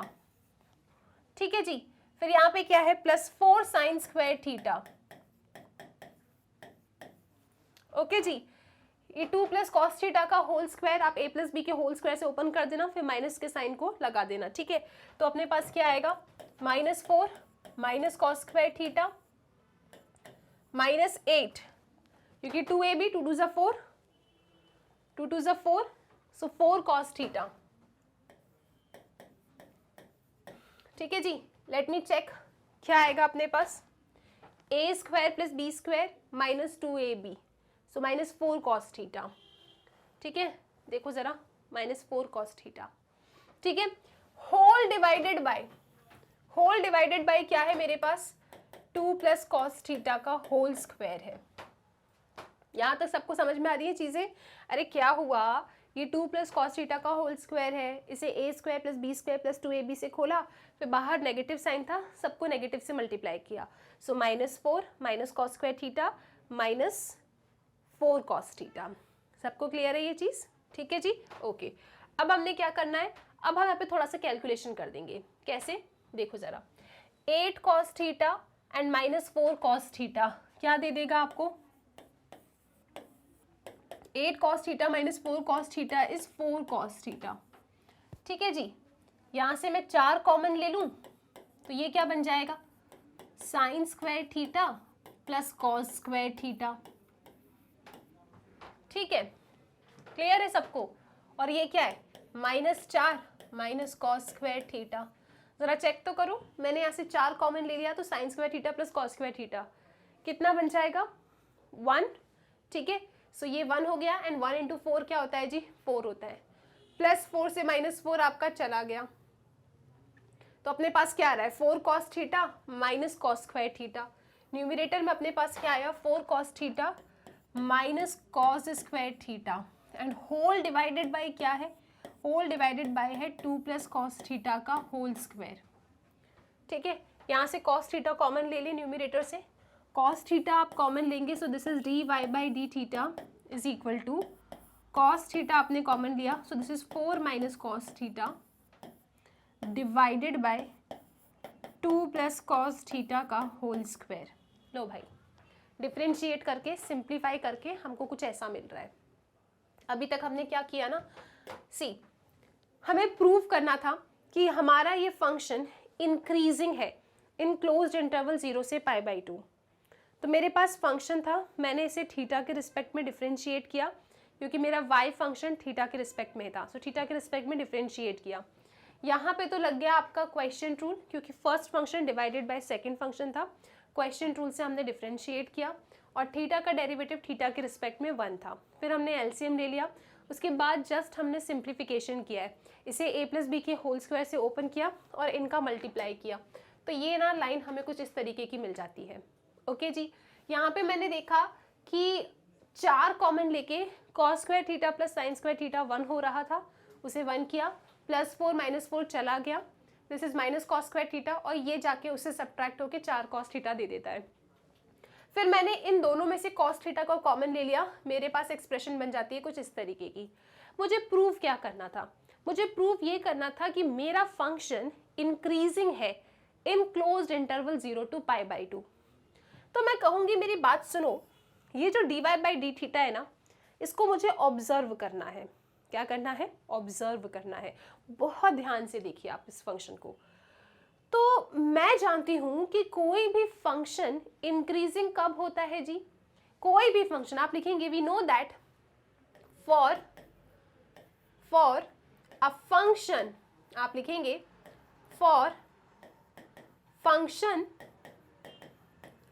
To be increasing, है ना, क्या होना चाहिए, dy by D theta should be greater than equal to 0। अगर किसी फंक्शन को इंक्रीजिंग होना है तो dy बाई डी थीटा को ग्रेटर देन इक्वल टू 0 होना है। क्लियरली हमारे इस dy बाई डी थीटा में 2 प्लस कॉस थीटा का whole square, 2 plus cos theta का होल स्क्वायर तो ग्रेटर देन 0 है, without a shadow of doubt ये तो भाई ग्रेटर देन 0 है। 2 प्लस कॉस थीटा का होल स्क्वायर कैसा है जी, ग्रेटर देन 0 है। Similarly 4 minus cos theta, 4 minus cos theta भी कैसा है जी, ग्रेटर देन 0 है। मैम ये सब आप कैसे कह रहे हो, मैम हम इसका तो समझ गए, डिनोमिनेटर में किसी का होल स्क्वायर है, अगर फंक्शन की इवन पावर है तो मैम वो पॉजिटिव होती है, चाहे यहाँ पे कुछ भी बना रहे। ठीक है, आपने लिख दिया कि क्लियरली 2 प्लस कॉस थीटा का स्क्वायर ग्रेटर देन 0 है, agreed. Ma'am Y 4 minus cos theta is greater than 0, ये आपको कैसे पता चला? तो मैं कहूँगी कॉस थीटा की रेंज क्या होती है, कॉस थीटा की रेंज होती है -1 to 1, है ना। तो रेंज मतलब क्या, इसका आउटपुट जो है कॉस थीटा का वो -1 to 1 ही रहेगा, मिनिमम वैल्यू -1, मैक्सिमम वैल्यू 1। यहाँ रखूंगी ना तो 4 से सब्ट्रैक्ट करने में ये हमेशा पॉजिटिव ही रहेगा, मतलब this is always positive and this is also positive. अब मेरे dy बाई डी थीटा को अगर ग्रेटर देन इक्वल टू 0 होना है तो मेरी पूरी नजरें किस पे टिकी रहेगी, डेफिनेटली कॉस थीटा पे। अगर मेरा कॉस थीटा पॉजिटिव है इसका मतलब मेरा dy by D theta positive है, और अगर मेरा dy by D theta positive है तो मेरा फंक्शन कैसा है, इंक्रीजिंग है। क्लियर है सबको ये चीज, राइट? अगर मेरे फंक्शन को इंक्रीजिंग होना है तो dy बाई डी थीटा को ग्रेटर देन इक्वल टू 0 होना है। मेरे इस dy बाई डी थीटा में ये तो डेफिनेटली पॉजिटिव है क्योंकि किसी भी नंबर का स्क्वायर पॉजिटिव होता है। 4 माइनस कॉस थीटा भी पॉजिटिव होगा, क्यों? क्योंकि कॉस थीटा का जो आउटपुट होता है, जो रेंज होता है वो -1 to 1 के बीच में ही रहता है। अगर इसकी रेंज में यहाँ पे कुछ भी रख दूं तो 4 से सब्ट्रैक्ट करने पे वो पॉजिटिव ही होगा। So entire D Y by D theta का साइन किस पे डिपेंड करता है जी, कॉस थीटा पे डिपेंड करता है। और आप लिखेंगे यहाँ पे वेरी वेरी क्लियरली, ये नहीं लिखना है ना, सिंपल लिखोगे क्लियरली, जो कॉस थीटा है ना जी वो ग्रेटर देन इक्वल टू 0 है। कहाँ पे ग्रेटर देन इक्वल टू 0 है? इन क्लोज्ड इंटरवल 0 से π/2। 0 ले लोगे तो पॉजिटिव, 90 ले लोगे तो 0, इसीलिए क्या हो जाएगा जी, ग्रेटर देन इक्वल टू 0 हो जाएगा। कहाँ पे? क्लोज्ड इंटरवल 0 से π/2। सो क्लोज्ड इंटरवल 0 से π/2 में जो मेरा कॉस थीटा है वो कैसा है? ग्रेटर देन इक्वल टू 0 है। इसका मतलब मेरा ये पूरा जो डेरिवेटिव है ये कैसा हो गया? पॉजिटिव हो गया। किस इंटरवल में? 0 से π/2 में। इसका मतलब क्या हो गया? इसका मतलब ये हो गया कि हमारा जो फंक्शन है, हमारा फंक्शन कैसा है? हमारा फंक्शन एक इंक्रीजिंग फंक्शन है इन द क्लोज्ड इंटरवल 0 से π/2। इस क्लोज्ड इंटरवल में ये एक इंक्रीजिंग फंक्शन है और इसके साथ इस क्वेश्चन की कहानी समाप्त हो जाती है। ठीक है, तो सिंपल है, बस बेसिक सा नॉलेज आपको याद रखना है। ठीक है, ऐसा नहीं कि बहुत ही खतरनाक चीज़ें पता होना चाहिए उसके बाद ही सॉल्व कर पाओगे, नहीं। ठीक है, अगर आपने स्टार्टिंग से पूरी सीरीज फॉलो कर ली ना, आपके लिए ये चैप्टर्स बहुत सिंपल है। क्लियर है सबको? ये क्वेश्चन क्या किया हमने, जो लॉजिक है उस लॉजिक को फॉलो किया। इन्हें कहा प्रूव कर दो फंक्शन इंक्रीजिंग है 0 से π/2 में। हमने कहा ठीक है जी, कोई भी फंक्शन इंक्रीजिंग तब होता है जब उसका derivative greater than equal to 0 हो। तो पहले पूरा फोकस डेरिवेटिव पे, डेरिवेटिव गलत नहीं करना है आपको। डिफ्रेंशिएट करने के बाद आपका पूरा फोकस होना चाहिए सिंप्लीफिकेशन पे। D Y by D theta को मैक्सिमम जितना सिंप्लीफाई कर सकते हो उस फॉर्म में लेके आप आ जाइए। यस, हमने कर दिया सिंप्लीफाई। फिर बस आपकी ऑब्जर्वेशन पावर है, एंड मैथ्स वाले स्टूडेंट्स की ऑब्जर्वेशन पावर सबसे अच्छी होती है। ठीक है, बस आपको देखना है क्वेश्चन को। तो जब आप देखोगे इसको बोलोगे अरे हाँ डिनोमिनेटर तो पॉजिटिव है, 4 माइनस कॉस थीटा भी पॉजिटिव होगा क्योंकि इसकी रेंज ही -1 to 1 होती है। 4 से सब्ट्रैक्ट करोगे तो जिंदगी भर पॉजिटिव रहेगा। मतलब entire D Y by D theta का साइन किस पे डिपेंडेंट है? कॉस थीटा पे। तो हमने कहा जी बिल्कुल, कॉस थीटा तो ग्रेटर देन इक्वल टू 0 होता है क्लोज्ड इंटरवल 0 से π/2 में। किसी को डाउट ही नहीं है। क्यों जी? दिस इज 0, ये रहा π/2। फर्स्ट क्वाड्रेंट में सभी ट्रिग्नोमेट्रिक रेशियोज पॉजिटिव होते हैं, तो कॉस में ऐसा क्या है? कॉस भी पॉजिटिव रहेगा। सो क्लोज्ड इंटरवल 0 से π/2 में कॉस थीटा कैसा होता है? या तो 0 या तो 0 से बड़ा होता है, पॉजिटिव होता है। मतलब पॉजिटिव है तो मेरा पूरा D Y by D theta का साइन कैसा आ गया? पॉजिटिव आ गया। इसका मतलब मेरा फंक्शन कैसा है? इंक्रीजिंग फंक्शन है इन क्लोज्ड इंटरवल 0 से π/2। अगर इस तरीके से आपने इस पूरे क्वेश्चन को सॉल्व किया है, आप अपने आप को 2 मार्क्स दे सकते हैं। ठीक है, so I hope question number 6 भी क्लियर है। चलते हैं अगले सवाल पे, that is question number 7। Question number 7, show that the maximum value of 1/x की power x is e to the power 1/e।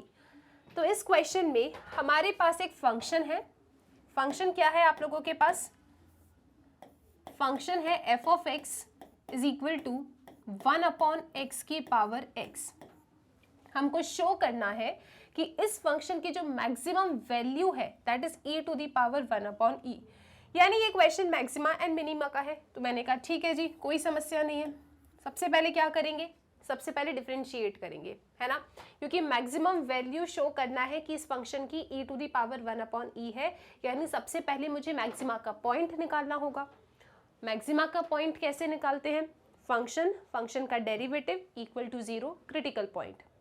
फिर या तो आप फर्स्ट डेरिवेटिव टेस्ट लगा दो या फिर सेकंड डेरिवेटिव टेस्ट लगा लो, ये पता करने के लिए कि आपके उस क्रिटिकल पॉइंट पे मैक्सिमम वैल्यू है या मिनिमम वैल्यू है, या फिर ना तो मैक्सिमम है या ना मिनिमम है। ठीक है, तो क्या करना होता है आपको? सबसे पहले फंक्शन, फिर उस फंक्शन का डेरिवेटिव, उसके बाद आपको उसे 0 से इक्वेट करना होता है।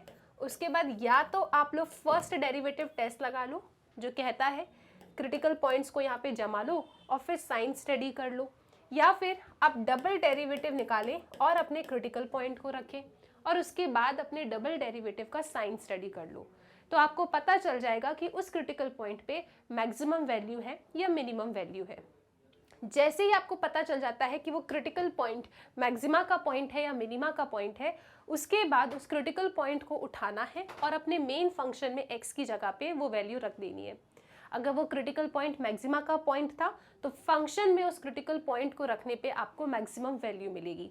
अगर वो क्रिटिकल पॉइंट मिनिमा का पॉइंट था तो फंक्शन में x की जगह पे उसे रखने पे आपको मिनिमम वैल्यू मिलेगी। सो ये इसका वर्किंग रूल है। ओके, अब स्टार्ट करते हैं अपने इस क्वेश्चन को सॉल्व करने के लिए। तो सबसे पहले तो जी डिफ्रेंशिएट करना है। अब मैं इसे डिफ्रेंशिएट कैसे करूं? 1/x की पावर x है ना, ये क्या लिखा है 1/x की पावर x। इसे कैसे डिफ्रेंशिएट किया जा सकता है?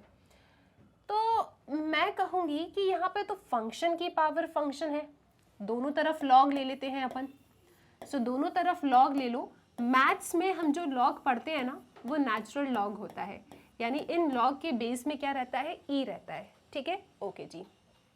सो 1/x की पावर x था तो मैंने इसको कुछ इस तरीके से लिख दिया, दोनों तरफ लॉग ले लिया। अब मैं यहाँ पे लॉग की प्रॉपर्टी लगा देती हूँ। सो this is log y only, ये लॉग m की पावर n है। लॉग m की पावर n क्या होता है, n log m। तो इसे लिख सकते हैं x log 1/x। क्लियर है सबको, राइट? ये x बाहर आ गया, सो x log 1/x हो जाएगा। अब आप इसे डिफ्रेंशिएट कर दो x के रिस्पेक्ट में।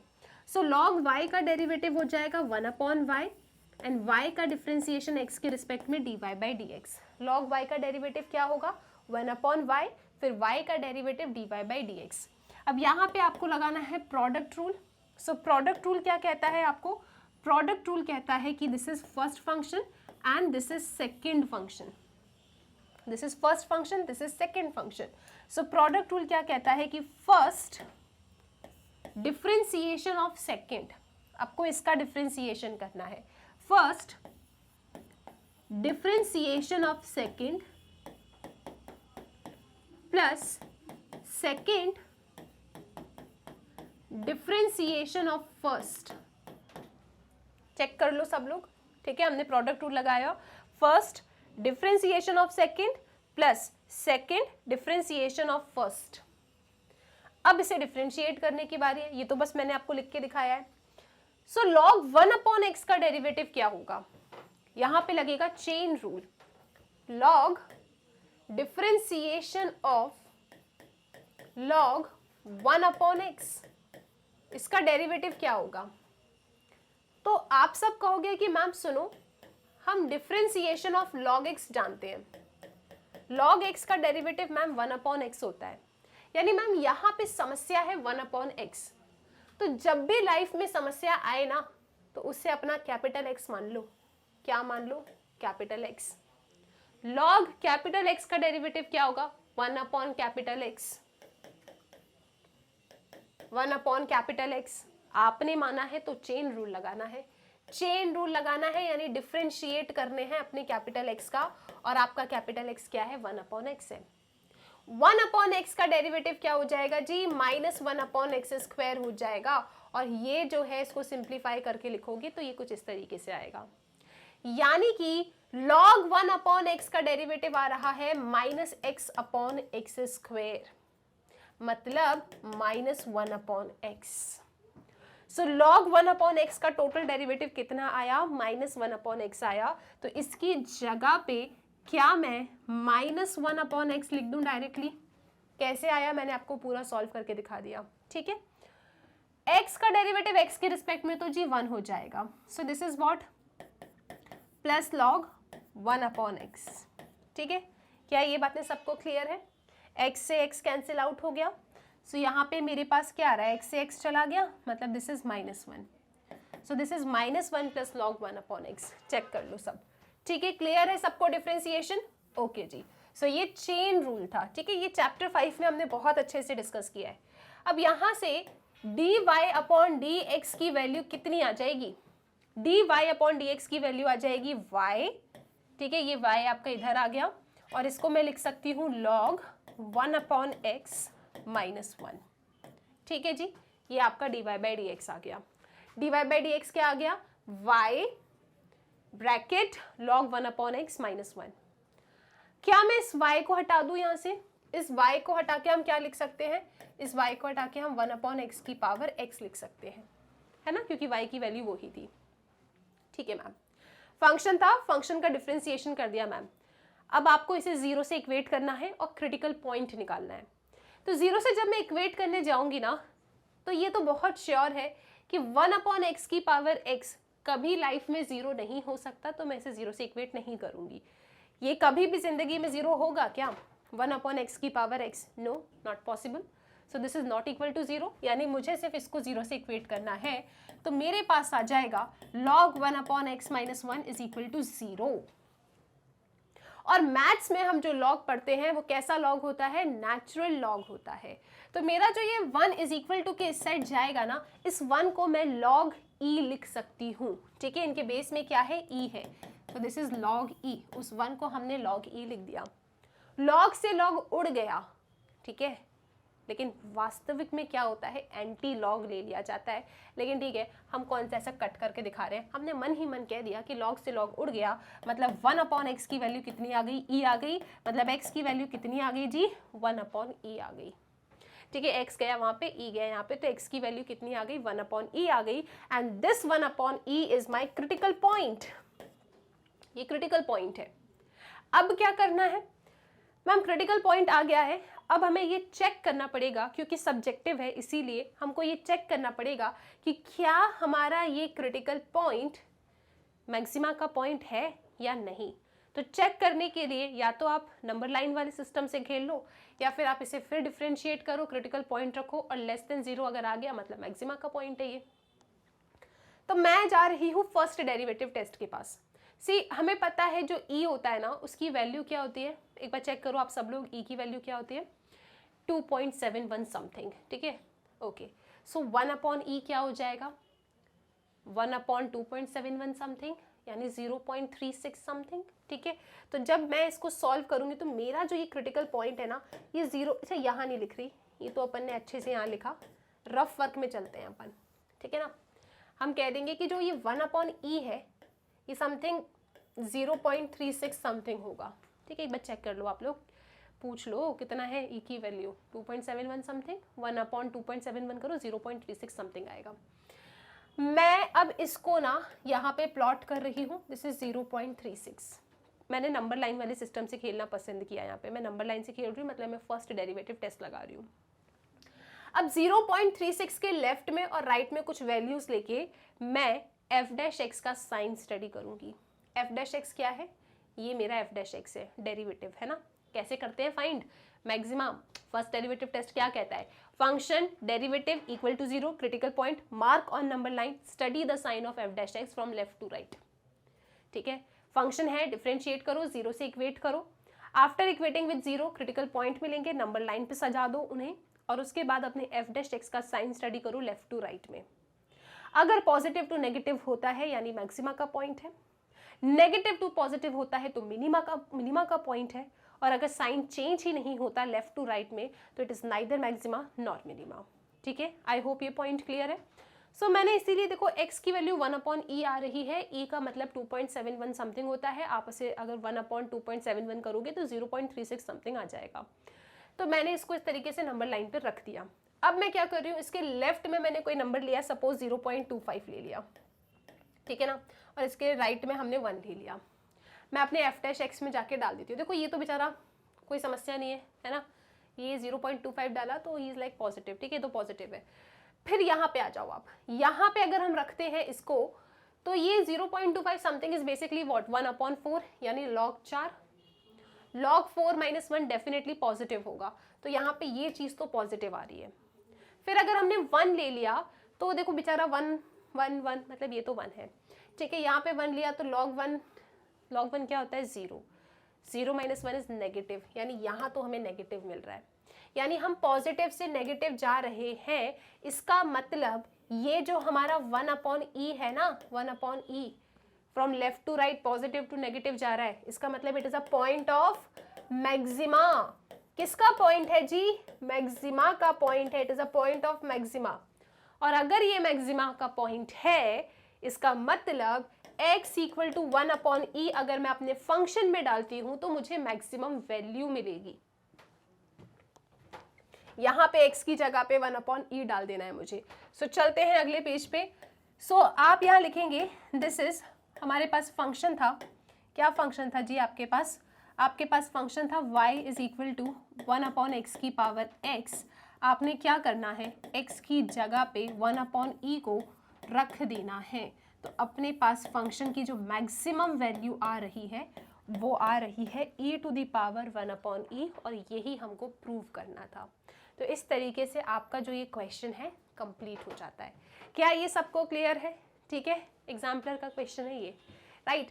तो फंक्शन का derivative equal to 0, find critical point, identify कीजिए कि क्या वो क्रिटिकल पॉइंट मैक्सिमा का पॉइंट है या मिनिमा का पॉइंट है, क्योंकि सब्जेक्टिव पेपर है तो आपको दिखाना पड़ेगा। मान लो किसी को ऐसे ई की वैल्यू याद नहीं है, ठीक है, श्योरिटी नहीं हो रहा, क्योंकि एग्जाम में इतना कुछ पढ़ते हो भूल जाते हो, बहुत कॉमन चीज़ है, ठीक है, सब भूल सकते हैं।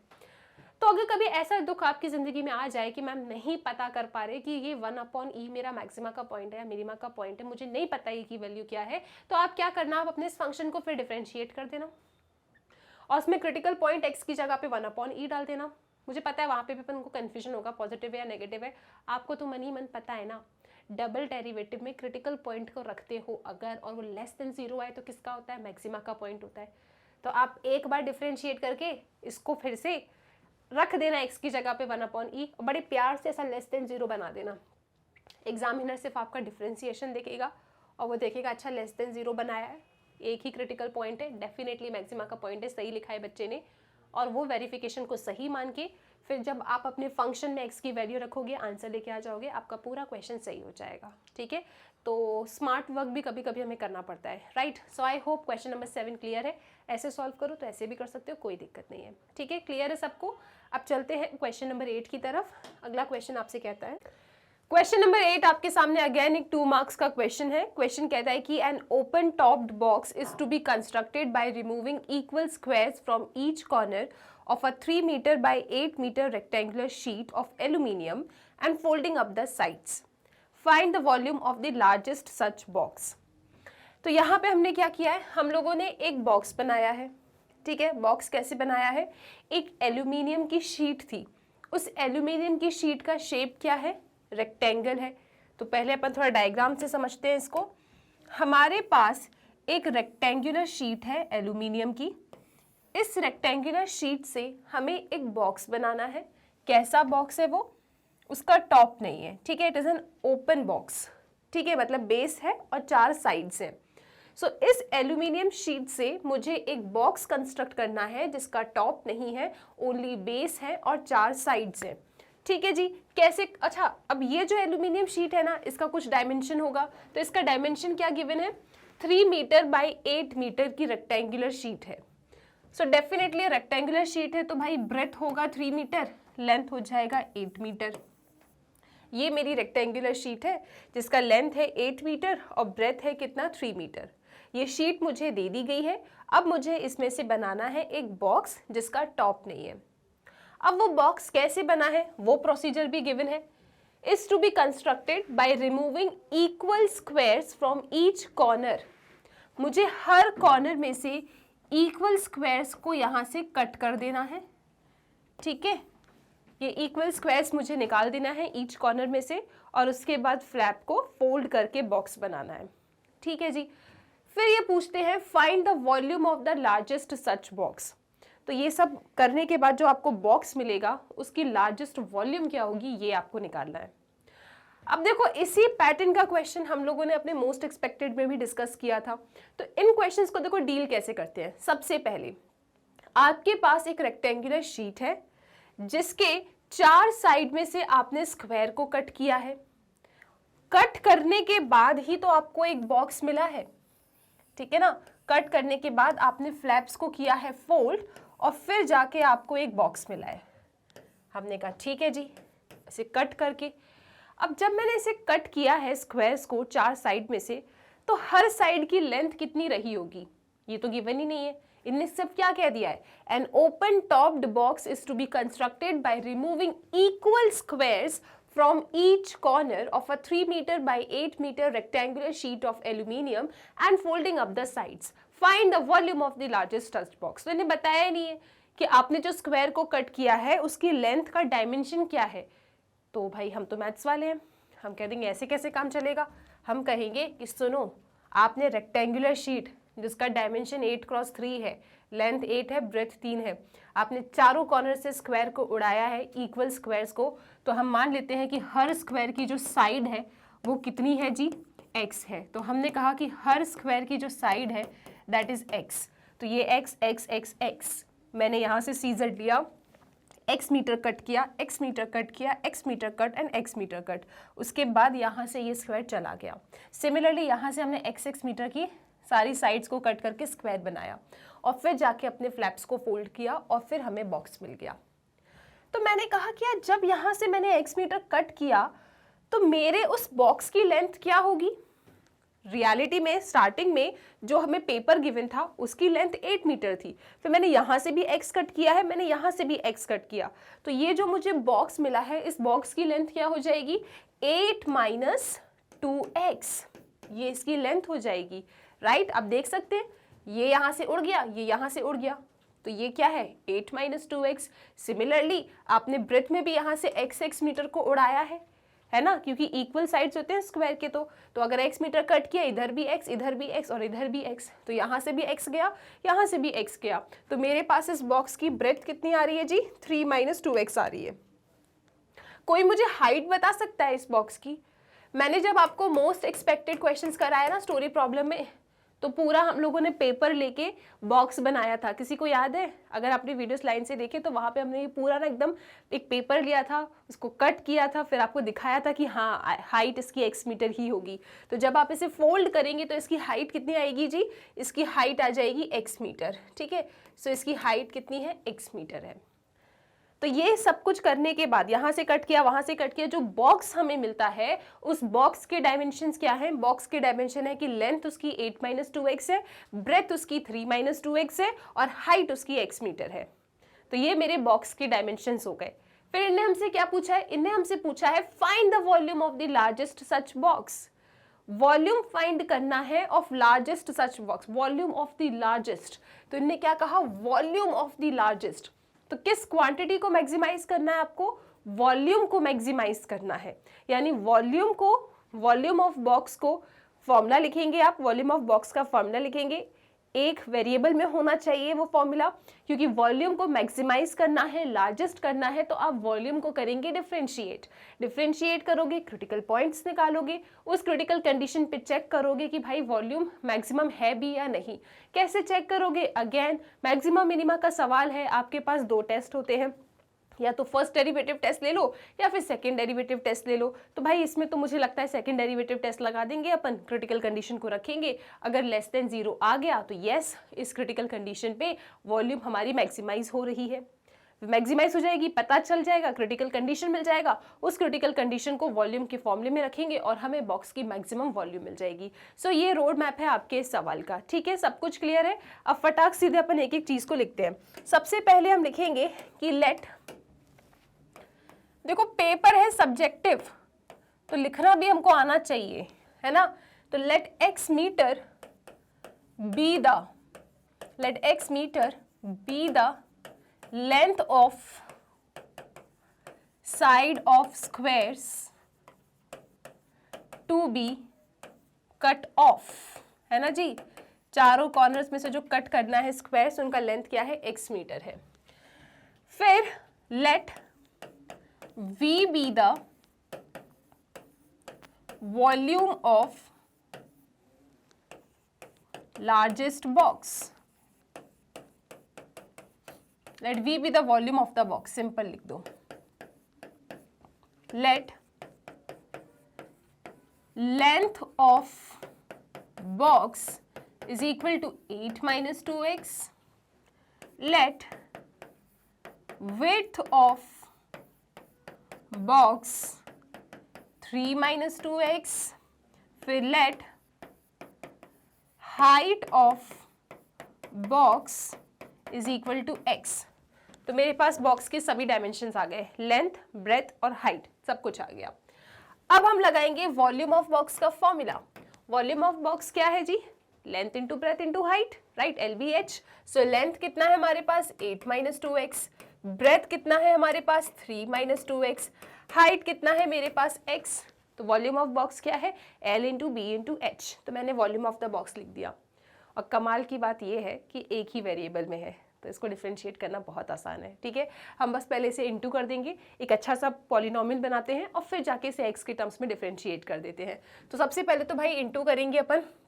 सो v इज इक्वल टू, इन दोनों का मल्टीप्लाई कर रही हूँ, 8 3 ज़ा 24, 8 2 ज़ा 16, 2 3 ज़ा 6, 2 2 ज़ा 4, और इसमें करना है x का मल्टीप्लाई। सो v कितना आ रहा है अपने पास, 24x minus 16x square minus 6x square plus 4x cube. थोड़ा अरेंज करके लिख दे तो v कितना आ रहा है अपने पास, 4x क्यूब माइनस 16 प्लस 4 कितना होता है, 16 plus 4 is 20, 20 plus 2 is 22, so minus 22x square plus 24x। ये मेरे पास वॉल्यूम आ गया। अब मुझे क्योंकि वॉल्यूम को मैक्सिमाइज करना है तो वॉल्यूम को ही डिफरेंशिएट करना है, तो मैं इसे डिफरेंशिएट करूंगी किसके रिस्पेक्ट में जी, x के रिस्पेक्ट में। सो dv बाई dx क्या आएगा, 12x square minus 44x plus 24। Check कर लो, 3 4 ज़ा 12, 12x स्क्वायर माइनस 44x है ना, 2 2 ज़ा 4 हो गया, प्लस 24। ठीक है जी, अब क्या करेंगे आप, अब आप लोग dv बाई dx को इक्वेट करेंगे जीरो से।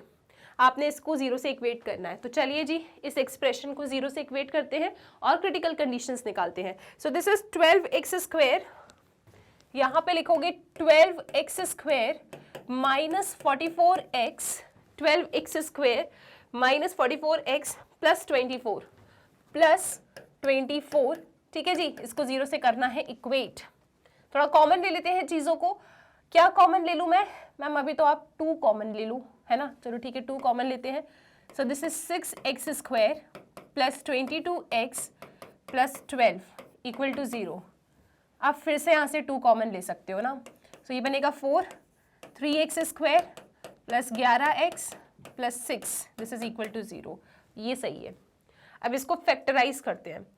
कैसे फैक्टराइज करना है कि भाई इंटू करने पे 18 आए, प्लस माइनस करने पे 11 आए, तो ठीक है ना, दिस इज 4, इसको लिख सकते हैं 3x square plus 9x plus 3x, नहीं 3 6 ज़ा 18 है ना, इंटू करने पे 18 आए, प्लस माइनस करने पे 11 आए, सो दिस इज 18 ना, तो 2 9 ज़ा 18, 9 10 11, हाँ 9 और 2 ले लो आप। So 3x square plus 9x plus 2x plus 6 equal to 0।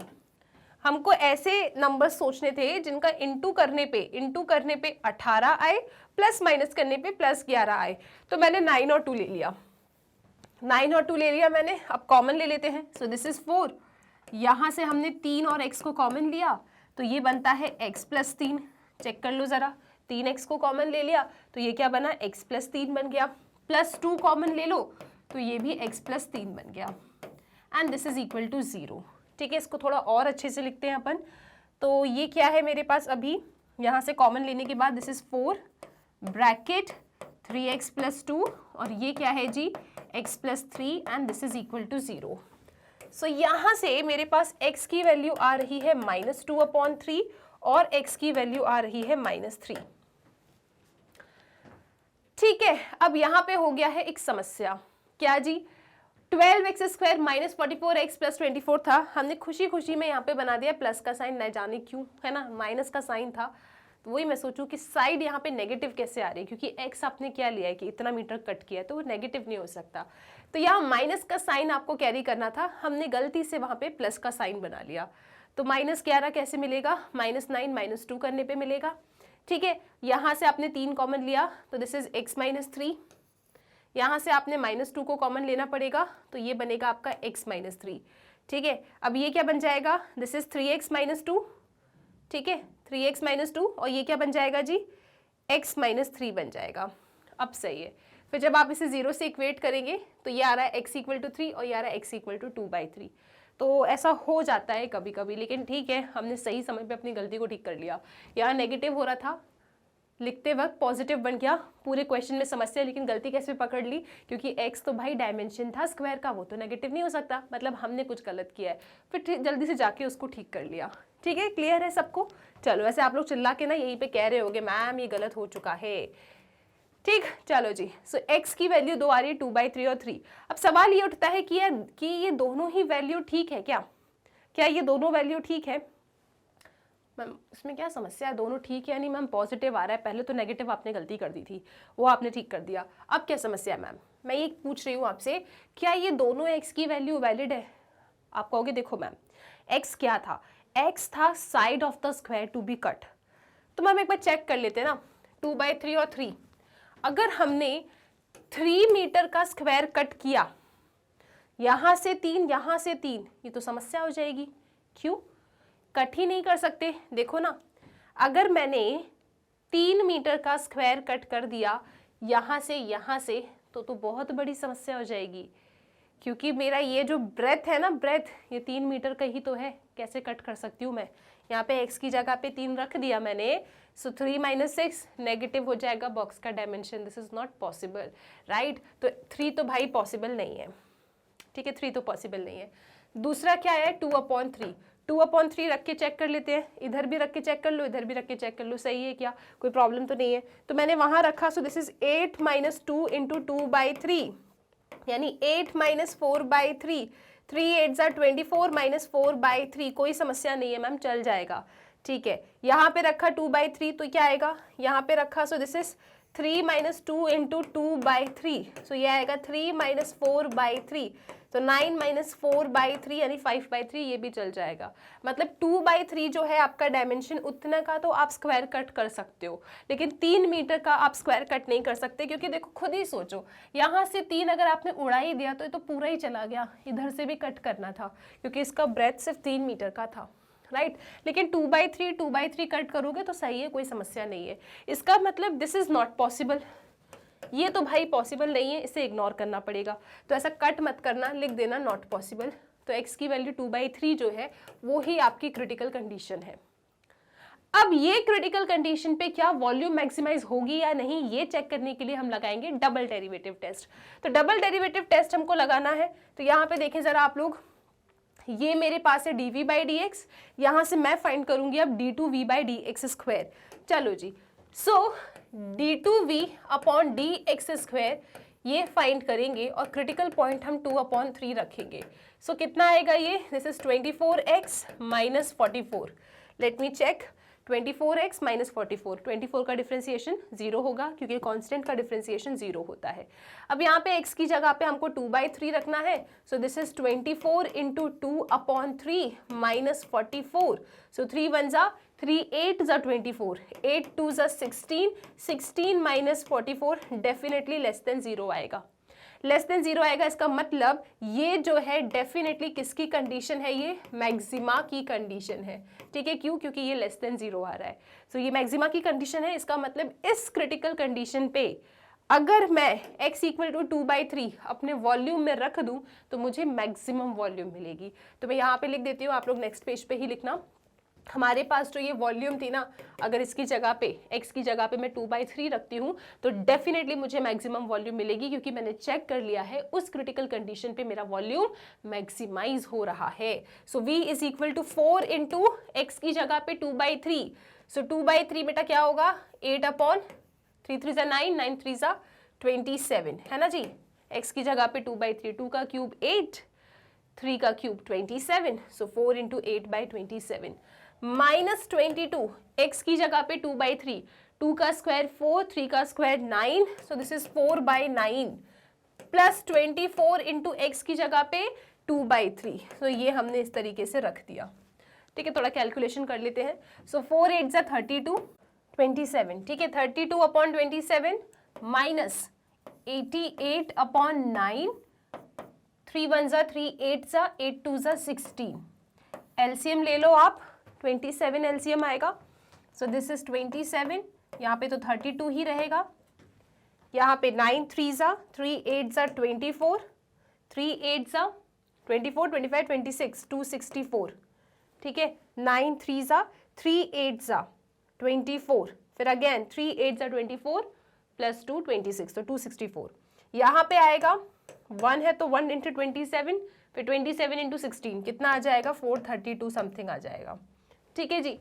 432 plus 32 कितना हो जाएगा?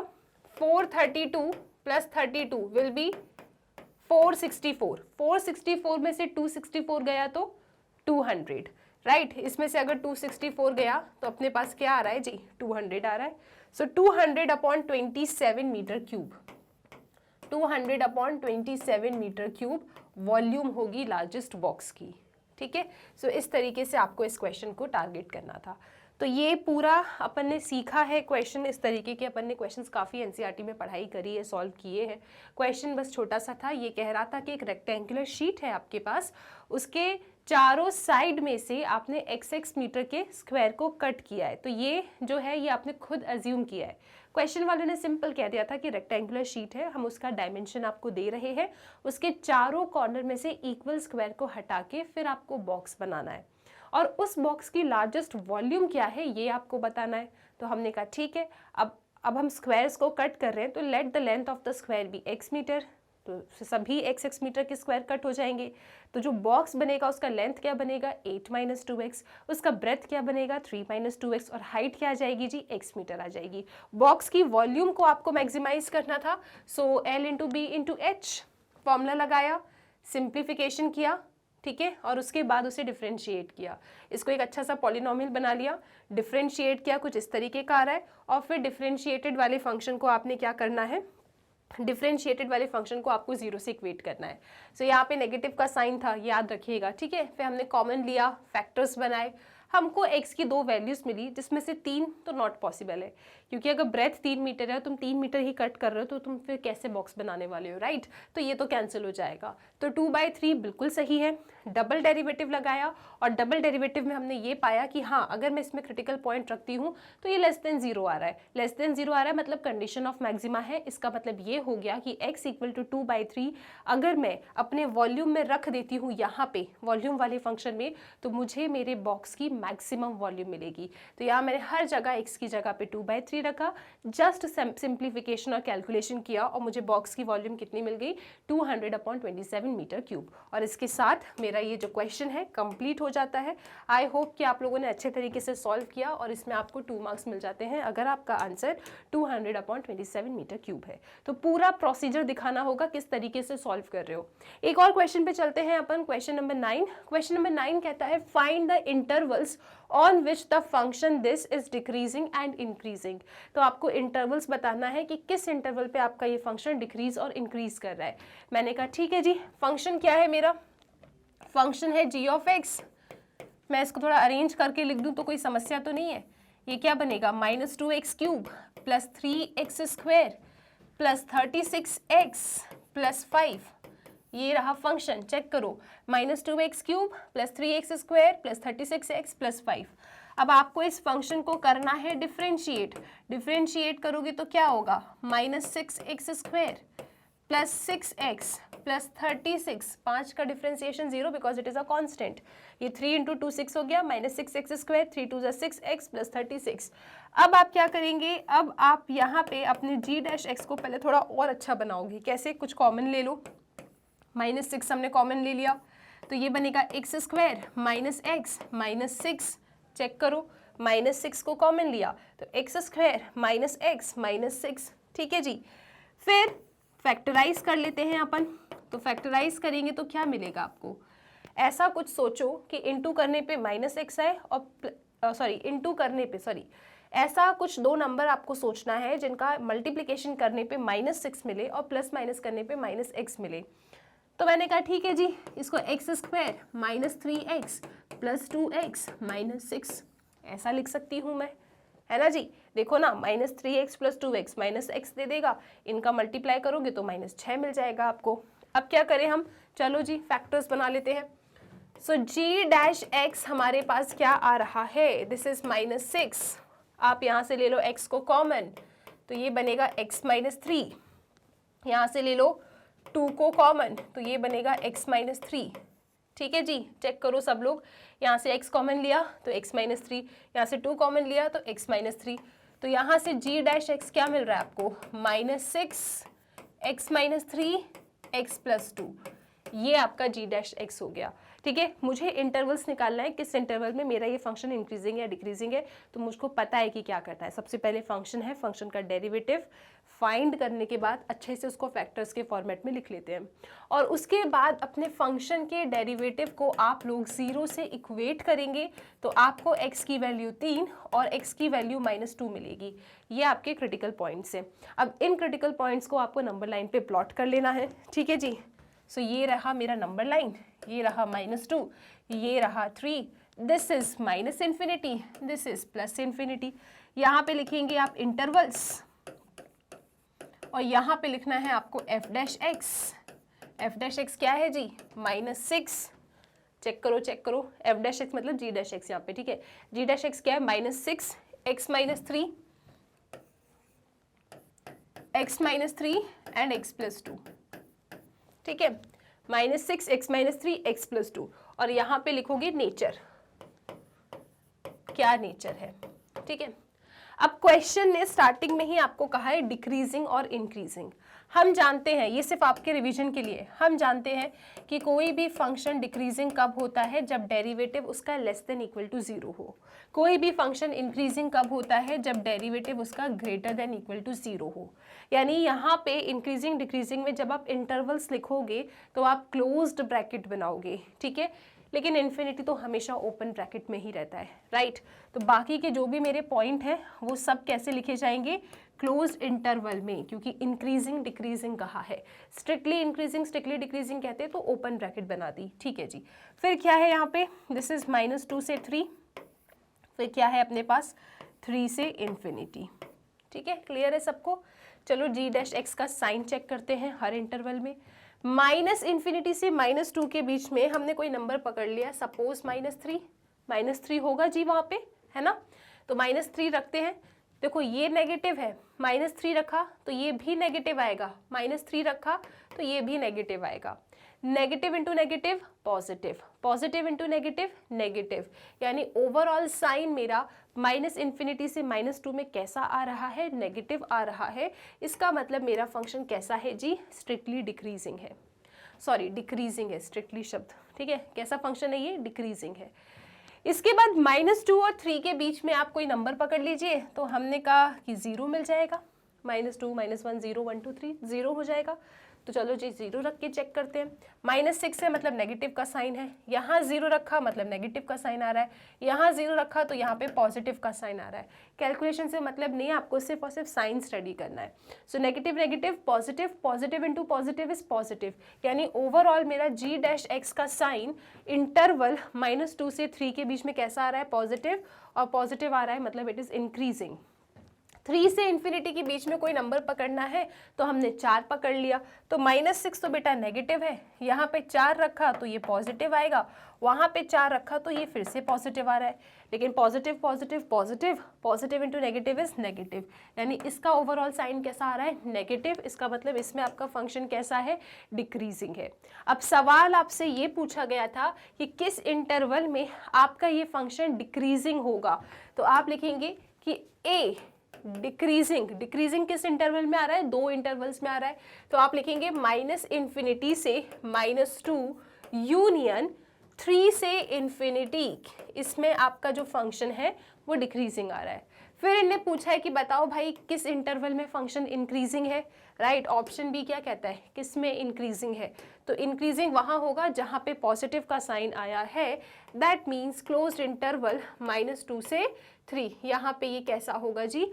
यहाँ पे ये इंक्रीजिंग होगा। सो इस तरीके से हमने अपने इस क्वेश्चन को टारगेट किया। आई होप ये पॉइंट क्लियर है। तो बहुत ही सिंपल है, इंक्रीजिंग डिक्रीजिंग के सवाल अगर आ जाते हैं इंटरवल्स फाइंड करने में और साथ में पॉलिनोमियल दे दे तो मज़ा ही मज़ा है, ठीक है। क्या करना होता है ऐसे क्वेश्चंस में? फंक्शन है, फंक्शन का डेरिवेटिव कीजिए। डेरिवेटिव तो यही हो गया था, लेकिन मैंने उसको और भी थोड़ा सा ना, जब तक फैक्टर्स के फॉर्मेट में नहीं लिख दिया, मैंने डेरिवेटिव को आगे कैरी किया, ठीक है। ये ऐसा आ गया, इसका मैं क्या करूँगी? मुझे फैक्टर्स के फॉर्मेट में चाहिए, तो फिर मैंने यहाँ पे फैक्टर्स के फॉर्मेट में उसको लिखा, और फिर लास्ट में जब ये पूरा अच्छा बन गया था फिर उसे 0 से इक्वेट किया। क्रिटिकल पॉइंट्स मिल गए, क्रिटिकल पॉइंट्स को नंबर लाइन पे रख दो, डेरिवेटिव को ले चलो, और नंबर लाइन पे रखने पे कितने इंटरवल्स में ये ब्रेक हो गया उन इंटरवल्स को लिख लो।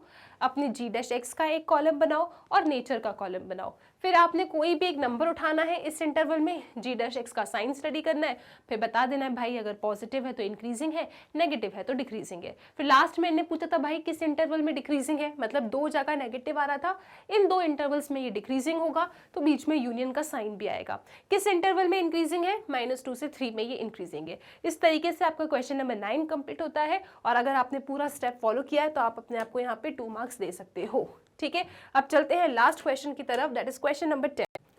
क्वेश्चन नंबर 10 आपके सामने है। क्वेश्चन 10 एक केस स्टडी क्वेश्चन है, 4 मार्क्स का। क्वेश्चन कहता है a magazine seller has 500 subscribers and collects annual subscription charge of ₹300। कितने सब्सक्राइबर्स हैं? 500 सब्सक्राइबर्स हैं और उनसे वो एनुअल सब्सक्रिप्शन चार्ज कलेक्ट करता है ₹300। ठीक है ना, ये एनुअल चार्ज है, एनुअल चार्ज 300 रुपये लेता है 500 सब्सक्राइबर से, राइट। 500 सब्सक्राइबर्स हैं और उनसे वो एनुअल सब्सक्रिप्शन चार्ज 300 रुपये का लेता है। फिर एक दिन उसने सोचा he proposes to increase the annual subscription charge. उसने कहा बहुत हो गया, अब एक काम करते हैं, थोड़ा सब्सक्रिप्शन चार्ज को बढ़ाते हैं। और पता है जब वो सब्सक्रिप्शन चार्ज को बढ़ाता है तो ऐसा माना गया है, it is believe that for every increase of ₹1 1 subscriber will discontinue. अगर आपने 1 रुपये बढ़ाया तो 1 सब्सक्राइबर तो गया आपका। ठीक है, ऐसा कुछ कहानी है। फिर सपोज दैट मैगजीन सेलर ने रिस्क लिया और उसने क्या किया, मैगजीन सेलर इंक्रीज करता है annual subscription charge by ₹X पर सब्सक्राइबर। उसने ₹X पर subscriber annual subscription charge increase कर दिया। मतलब क्या हो गया, देखो जी, पहले 500 सब्सक्राइबर्स थे उसके पास और ऐसा माना गया है कि अगर उसने 1 रुपये बढ़ाया 1 सब्सक्राइबर गया। यहाँ पे मैगजीन सेलर ने क्या कर दिया, उसने एनुअल सब्सक्रिप्शन चार्ज ₹X बढ़ा दिया पर सब्सक्राइबर। मतलब 500 थे, अब क्या हो जाएंगे, 500 माइनस X सब्सक्राइबर्स हो जाएंगे। 1 बढ़ाने पे 1 सब्सक्राइबर लूज कर रहे हो, मैगजीन सेलर ने सीधे ₹X बढ़ा दिए पर सब्सक्राइबर पे। तो इसका मतलब क्या हो गया, 500 माइनस X सब्सक्राइबर्स बचे उसके पास, है ना जी। 500 माइनस X सब्सक्राइबर्स बचे।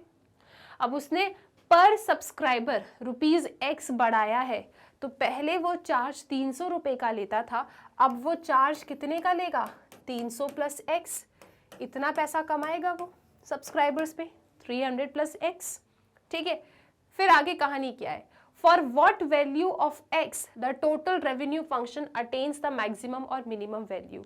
X की किस वैल्यू के लिए जो रेवेन्यू वो कलेक्ट करेगा वो मैक्सिमम या मिनिमम होगा, ये आपको बताना है।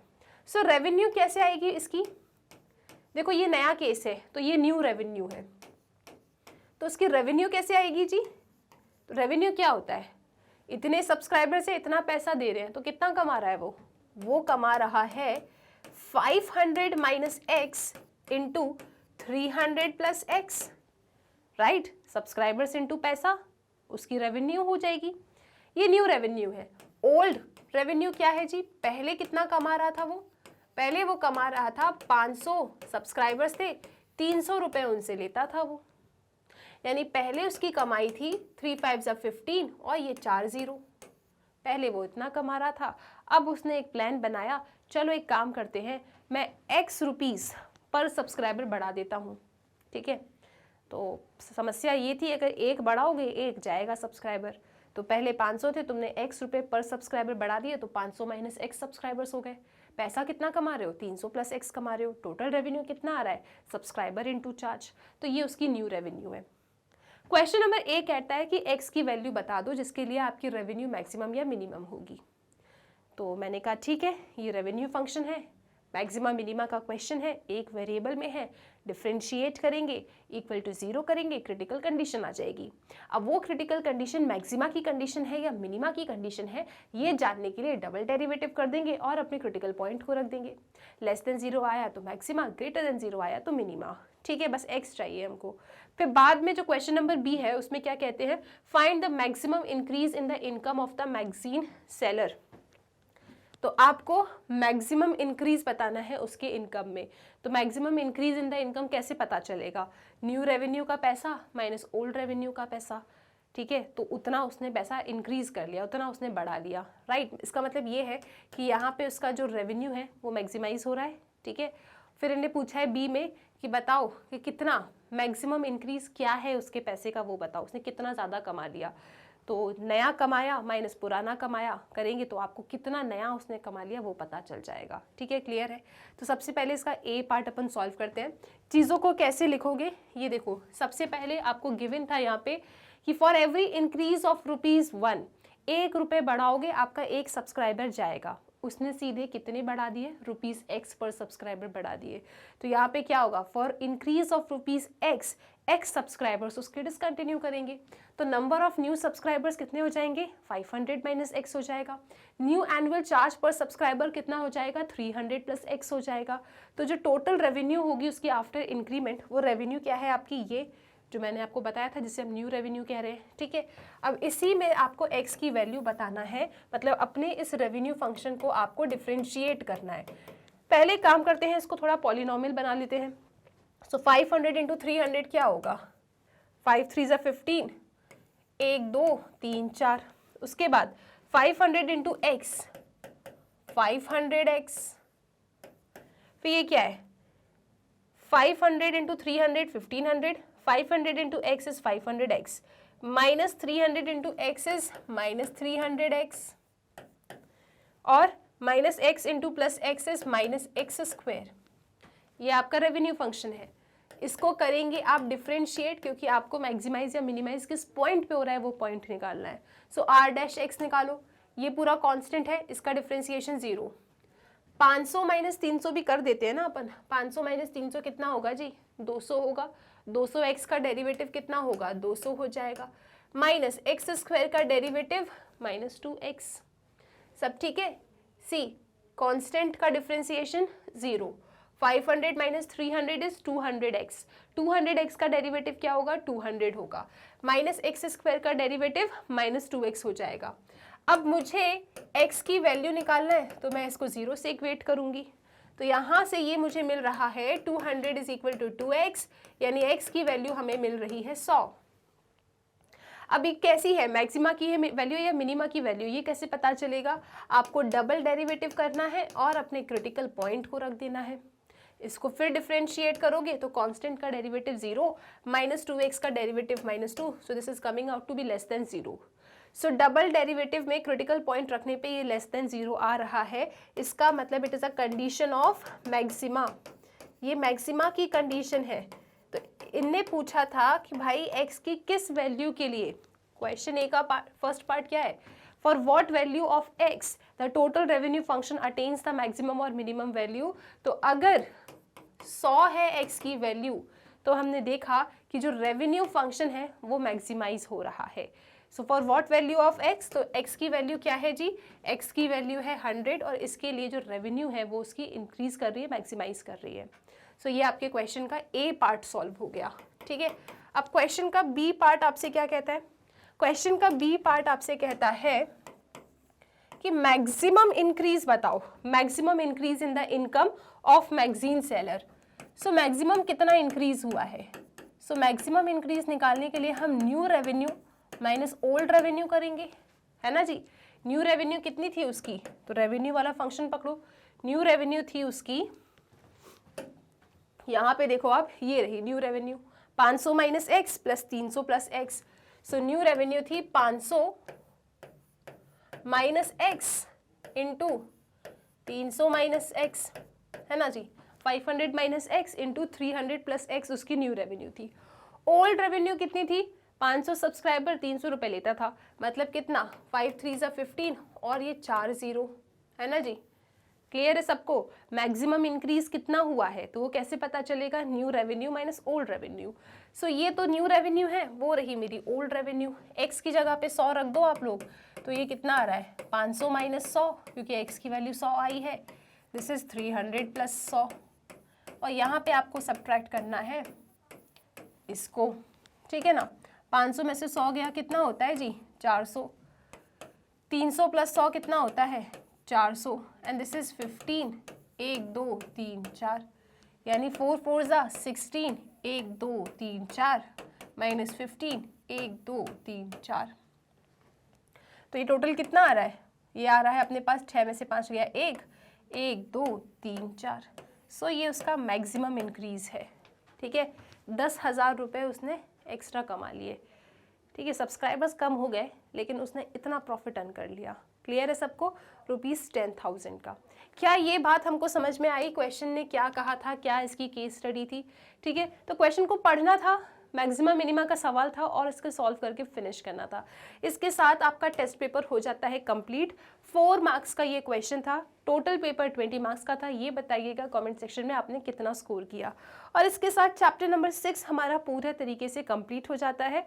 स्टूडेंट्स, अगर कभी भी कोई वीडियो फाइंड करने में आपको परेशानी जाए तो एक बार मैग्नेट ब्रेन्स की वेबसाइट को जाके एक्सप्लोर कीजिए, अपने क्लास को सिलेक्ट कीजिए, जो भी सब्जेक्ट की वीडियो आपको फाइंड नहीं हो पा रहे हैं उस सब्जेक्ट पे जाके क्लिक कर दो। तो जैसे आप क्लिक करेंगे ना, आप देखेंगे कि उस सब्जेक्ट से रिलेटेड हमारे एजुकेटर्स ने जितने भी वीडियोस बनाए हैं वो सब कुछ एकदम सीक्वेंस में अरेंज्ड है। सो आपको जो भी पढ़ना है बस उसकी लिंक पे करना क्लिक और आपको सभी एजुकेटर्स मिल जाएंगे पढ़ाते हुए। इसके साथ स्टूडेंट्स, मैग्नेट ब्रेन्स पे books, e books and notes सब कुछ अवेलेबल है। तो अगर आपको ये सब चाहिए तो वीडियो के डिस्क्रिप्शन बॉक्स में एक लिंक है, उस लिंक पे करिए क्लिक और हमारी टीम बहुत ही जल्दी आप लोगों से कांटेक्ट करेगी। टिल देन स्टूडेंट्स, पढ़ते रहिए मैग्नेट ब्रेन्स के साथ।